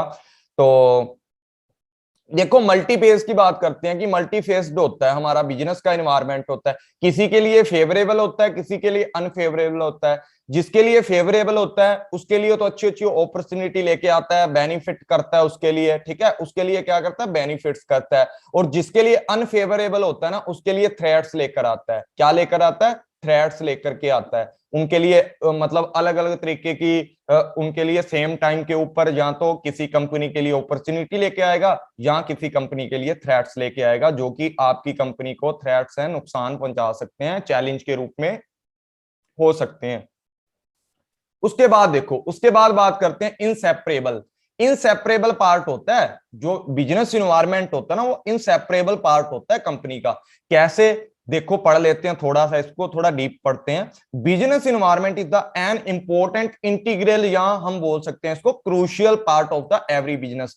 कि जो बिजनेस का इन्वायरमेंट होता है वो कंपनी के लिए बहुत इंपॉर्टेंट होता है, क्रूशियल होता है एवरी बिजनेस के लिए। Business can not operate without the supported of the, business नहीं चला सकते हम इन्वायरमेंट के बिना, क्योंकि इन्वायरमेंट के अंदर ही हम लोगों को इनपुट डिवाइस मिलते हैं। इनपुट डिवाइस या वेरियस तरीके के इनपुट मिलते हैं, जैसे आप सारे का सारा फंड अराइज करते हो, जो भी अरेंजमेंट करते हो वो कहां से करते हो, पब्लिक से करते हो। ठीक है, पब्लिक कहां से होती है, पब्लिक भी तो आसपास के एनवायरनमेंट में होगी ना, रॉ मटेरियल वाले सप्लायर हैं, लेबर है, ठीक है, सारी की सारी चीजें कहाँ होती हैं, हमारे एनवायरनमेंट में होती हैं। इसके बिना हम सरवाइव नहीं कर सकते। उसके बाद देखो, उसके बाद बात करते हैं किसकी, कीपिंग चेंजिंग। ठीक है, कीप चेंजिंग की बात करते हैं। देखो जो हमारी बिजनेस एनवायरनमेंट होता है ना, वो क्या करता है, एवर चेंजिंग कंसेप्ट है। ठीक है, changing concept that always keeping and changing. जैसे मान लो कोई भी बदलाव आ गया तो आपको उसके साथ साथ नई चीजें स्टार्ट करनी पड़ेंगी।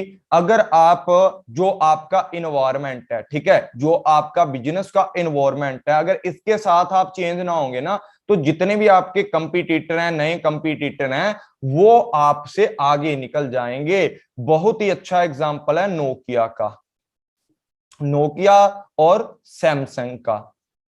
ठीक है, पहले जो नोकिया थी ना, सैमसंग का बाप थी। ठीक है, एक मिनट भाई, एक मिनट, मुझे लग रहा है कि एनोटेशन बंद नहीं किया मुझे, तो कोई बच्चा चला रहा था। चलो अब ठीक है, अब नहीं। देखो पहले ना नोकिया थी जो, सैमसंग का बाप थी, लेकिन आजकल सैमसंग नोकिया का बाप है। क्यों है, इसी चक्कर से कि टेक्नोलॉजी थी, टेक्नोलॉजी के अंदर दो चीजें डेवलप हुई थी, एक तो विंडो और एक था एंड्रॉयड, एंड्रॉयड सिस्टम। तो जो सैमसंग वाले थे इन्होंने एंड्रॉयड चूज किया है, नोकिया वालों ने विंडो चूज किया है। तो ये विंडो को इतना जल्दी डेवलप नहीं कर पाए, उसकी वजह से क्या हो गया कि नोकिया कंपनी है वो फेल होगी, एंड्रॉयड ज्यादा जल्दी चल पड़ा और उसने सैमसंग को नोकिया का बाप बना दिया। मतलब जो चेंजिंग है सैमसंग ने एक्सेप्ट की, लेकिन नोकिया चाहता था कि मैं अपना अलग नाम और बनाऊं, मैं विंडो पे नाम बनाऊं, लेकिन विंडो लोगों ने पसंद नहीं किया फोन के अंदर, और उन्होंने बोला कि भाई हम लोग तो लैपटॉप ही खरीद लेंगे। तो इस वजह से क्या हुआ कि नोकिया पिट गया था और सैमसंग फिर आगे निकल गया था। ये इनों की मतलब इस तरीके से चैलेंज है, जो कंपनी चैलेंज को एक्सेप्ट करती है, कंज्यूमर का टेस्ट भी बदलता रहता है ना, उनकी प्रेफरेंस बदलती रहती है, क्लोजअप, पेप्सोडेंट है, ठीक है, कोलगेट है, अलग अलग लोग अलग अलग चीजों को पसंद करते हैं। आपको पता है, जिस बंदे ने मतलब टाइम टू टाइम चेंजिंग ना किया, कोलगेट के अंदर भी बहुत सारे वेरिएंट आते हैं, और जिसने चेंजिंग ना किया वो बंदा पीछे रह जाएगा। तो आई होप यहां तक आपको समझ आ गया होगा। तो यहां तक हम लोग आज कंप्लीट कर लेते हैं। Thank you all friends. तो कल पढ़ते हैं यहां से ही आगे, ठीक है, स्वोट एनालाइज वगैरह करेंगे, जो भी हैं उनको अच्छे से पढ़ेंगे। तो यहां तक किसी भी बच्चे को कोई भी प्रॉब्लम है, कोई भी दिक्कत है, कोई भी परेशानी है, आप मुझे एक बार कमेंट करके बता दो, और इसको मैं रिकॉर्ड, जो ये वीडियो है इसको मैं अपलोड कर दूंगा। ठीक है जी, इसको मैं जल्दी ही अपलोड कर दूंगा यूट्यूब चैनल के ऊपर। तो आप, जो भी आपके दिल में कोई भी डाउट है, शंका है, आप पूछ सकते हो। ठीक है, उसके बाद मैं तो 2-4 मिनट अभी रुक करके पीडीएफ भेज दूंगा इसको मैं। और जिस भी बच्चे को ना पेपर 1 लेना है, देखो पेपर 1 का कोर्स आपको बहुत ही कम अमाउंट पे मिल रहा है। पेपर 1 का जो कोर्स है ना बहुत ही कम अमाउंट पे मैं आपको दे रहा हूँ। मतलब जो पेपर 2 है इसकी भी मैंने कल वीडियो डाली थी, उसके अंदर बता रखा है। अगर आपको ज्यादा जानकारी लेनी है तो ये अपना व्हाट्सएप नंबर है, जब मर्जी जितने दिन मर्जी बाद आप यहाँ पर मैसेज कर सकते हो। ठीक है, आपको पेपर 1 में दे दूंगा। और मतलब कहीं पर जाके आप 15-20 हजार भरोगे, ठीक है, वहां पर आपको समझ आए ना आए, आप पहले मेरी ट्रायल क्लास ही ले लो 1-2 दिन, उसके बाद आप अगर ज्वाइन करना चाहते हो तो कर लो। पेपर 1 तो बिल्कुल ही नॉमिनल प्राइस के ऊपर है, बिल्कुल ही नॉमिनल प्राइस के ऊपर है। इतने की तो 2 बुक आ जाती हैं जितने का पेपर 1 में कंप्लीट करवा रहा हूँ। उसके अंदर आपको मैथ की ट्रिक्स हैं। अभी इस वीडियो के बाद आपको बता रहा हूँ रिसर्च एप्टीट्यूड के ऊपर ना जो हमारा एथिक्स की वीडियो है, ठीक है, वो बहुत ही इंपॉर्टेंट है, सभी के लिए मैंने डाल दिया। उस वीडियो को जाकर के जितने भी लोग यहाँ क्लास देख रहे हैं भाई, 1 सेकंड नहीं लगता कमेंट करने में, आप कमेंट करके अपना वहां पर भी फीडबैक जरूर देना। और अभी आप जा सकते हो। थैंक यू ऑल फ्रेंड्स, कल की क्लास में आ जाना। कल की जो हमारी क्लास है वो भी कितने बजे होगी, 9 PM के ऊपर होगी। जल्दी से जल्दी जितना भी होगा मेरे से ज्यादा सिलेबस कवर करूंगा। आज हम लोगों ने बहुत कुछ कवर कर लिया है। कल इन्वायरमेंट के जितने भी टाइप है ना, चाहे वो इकोनॉमिक्स हैं, पॉलिटिकल हैं, ठीक है, इनको अच्छे से समझेंगे, पॉलिटिकल को समझेंगे। ठीक है, उसके बाद जो भी चीजें हमारी रह जाएंगी उसको धीरे धीरे कवर करते रहेंगे। मतलब 4 से 5 दिन में 2 सब्जेक्ट है ना हमारे, बिजनेस इन्वायरमेंट है एक तो, बिजनेस इन्वायरमेंट है, इसके साथ क्या है, प्लस इंटरनेशनल बिजनेस है। तो दोनों का सिस्टम थोड़ा अलग चलेगा और मैं अच्छे से आपको पढ़ा दूंगा। इतना नहीं है, जितना मतलब मेरे को नॉलेज है ना उससे ज्यादा पढ़ाने की कोशिश करूंगा आपको। जितना मेरे से हुआ उतना ही आपको अच्छे से क्लियर करूंगा आपके कंसेप्ट। आज की पहली क्लास अगर आपको अच्छी लगी तो आप वीडियो पर कमेंट करके जरूर बताना। तो thank you all friends, take care, bye bye. अभी आप इसको अच्छे से, आपको ये वीडियो है 12 बजे के बाद मैं अपलोड कर दूंगा, तो 12 बजे के बाद आप इसको देख सकते हो, या कल आप सुबह उठकर देख लेना। और अभी आपने जितने भी साथ में नोट्स वगैरह बनाए हैं उनमें ये पॉइंट है वो नोट करते रहा करो। जितनी चीज मैं हिंदी में बोलता हूँ उसके सामने Hindi English mix up language use करके लिखा करो, ताकि एग्जाम के अंदर जब जाओ आप उससे पहले जो चीज पढ़ना चाहते हो वो आपके थोड़ा काम आए। ठीक है, सेम बात बताता हूं आपको, पीडीएफ लोगे ना मेरे से, ठीक है, पीडीएफ्स मैं दे दूंगा, कोई दिक्कत वाली बात नहीं है। पेड वाले सारे बच्चों को देता हूँ, फ्री वाली में जो पीडीएफ होती है मैं दे ही देता हूँ। लेकिन बात याद रखना, जब आप एग्जाम में बैठोगे ना मेरी पीडीएफ से आपको कम याद रहेगा, अपने जो हैंड रिटन नोट्स होते हैं उनको फॉलो करोगे वो ज्यादा याद रहेंगे। और साथ में एक बात एक्स्ट्रा आपको बताना चाहता हूं, 80 दिन वाली 80 डेज वाली वीडियो देखना, उसको बहुत ही डिटेल से मैंने एक्सप्लेन किया अपनी खुद की स्ट्रेटजी को। और 30 वाली भी देख लेना। आप ऐसा करना, मैं आपको एक बार दिखा ही देता हूं आपको किस तरीके से वो वीडियो मिलेंगी। ठीक है, मैं आपको वो बता देता हूँ किस तरीके से आपको वो वीडियो मिलने वाली है। तो सबसे पहले आपने जैसे क्रोम खोलना है, ठीक है, क्रोम ब्राउजर है आपका, जो भी ब्राउजर है उसको खोल लेना है। उसके बाद आपको क्या करना है, यूट्यूब चैनल के ऊपर जाना है। यूट्यूब चैनल के ऊपर जाने के बाद यहां पर देखो, सबसे बाद यहां प्लेलिस्ट लिखा होता है। ठीक है, यहां क्या है, प्लेलिस्ट है। आपको फोन के अंदर भी same as it is same मिलेगा। यहां पर आपको प्लेलिस्ट मिलेगा ना, प्लेलिस्ट के ऊपर क्लिक करोगे, क्लिक करते ही आपका क्या खुल जाएगा, प्लेलिस्ट खुलने दो एक बार, प्लेलिस्ट खुल जाएगा ना। उसके बाद मैं आपको बताता हूँ, ये देखो ऐसे खुल जाएगा। ऐसे खुलने के बाद ना आपके सामने देखो यहां पर क्या है, यहां पर प्ले लिस्ट है ना जो हमारी, यहां देखो, यहां पर आपको इंपॉर्टेंट नोटिफिकेशन का एक फोल्डर मिलेगा। ठीक है, ये देखो जूम मीटिंग की बाकी की जो ट्रायल क्लासेज हैं यहाँ पड़ी हैं, ये पेड वाले कोर्स हैं पर अनलिस्टेड हैं। ठीक है, ये देखो जितने भी मैं करवाता हूँ सारे के सारे अनलिस्टेड हैं, प्राइवेट करके रखता हूं मैं बहुत सारी चीजें। 107 वीडियो पड़ी हैं जो सुपर क्वेश्चंस वाली हैं। और साथ में आपको दिखा देता हूँ ये भी अनलिस्टेड है। और नोटिफिकेशन देखो ये वाला फोल्डर है। ठीक है, इस फोल्डर के अंदर आप क्लिक करोगे ना, इस फोल्डर के ऊपर आप क्लिक करोगे, साथ ही साथ आपको मिल जाएगा, देखो चल गया है ना ये, तो साथ ही साथ आपको मिल जाएगा 800 लोगों ने ये नोटिफिकेशन देख रखा है। और साथ में यहां पर क्या है हमारी हाँ, ये 80 दिन की स्ट्रेटजी है, आप इसको जरूर देख लेना। 80 दिन की स्ट्रेटजी है, 1000 से ऊपर बच्चों ने देखी हुई है, आपके सामने ही है, ठीक है, इसको जरूर देख लेना। और साथ में 30 वाली भी पड़ी है, ये देखो, ये 30 वाली पड़ी है, ठीक है, इसको भी आप जरूर फॉलो कर लेना। ये अभी मई के अंदर मैंने अपडेट की थी, इसको भी आप जरूर फॉलो करना। अगर स्ट्रेटजी आपको अच्छी लगे 30 दिन वाली या 80 दिन वाली, तो इसके ऊपर भी कमेंट करना। तो आपने आज हमारी कॉमर्स की क्लासेस स्टार्ट की हैं, तो इससे पहले आपको चाहिए कि ये सारे का सारा सिस्टम है, आप देखना चाहिए आपको, इसको अच्छे से पढ़ लेना, देख लेना, तो आपको ज्यादा बेनिफिट हो जाएगा। तो thank you all friends, take care. तो मिलते हैं कल की क्लास के अंदर, कल नए कोर्स के साथ आपके साथ मुलाकात करते हैं, नई वीडियो के साथ।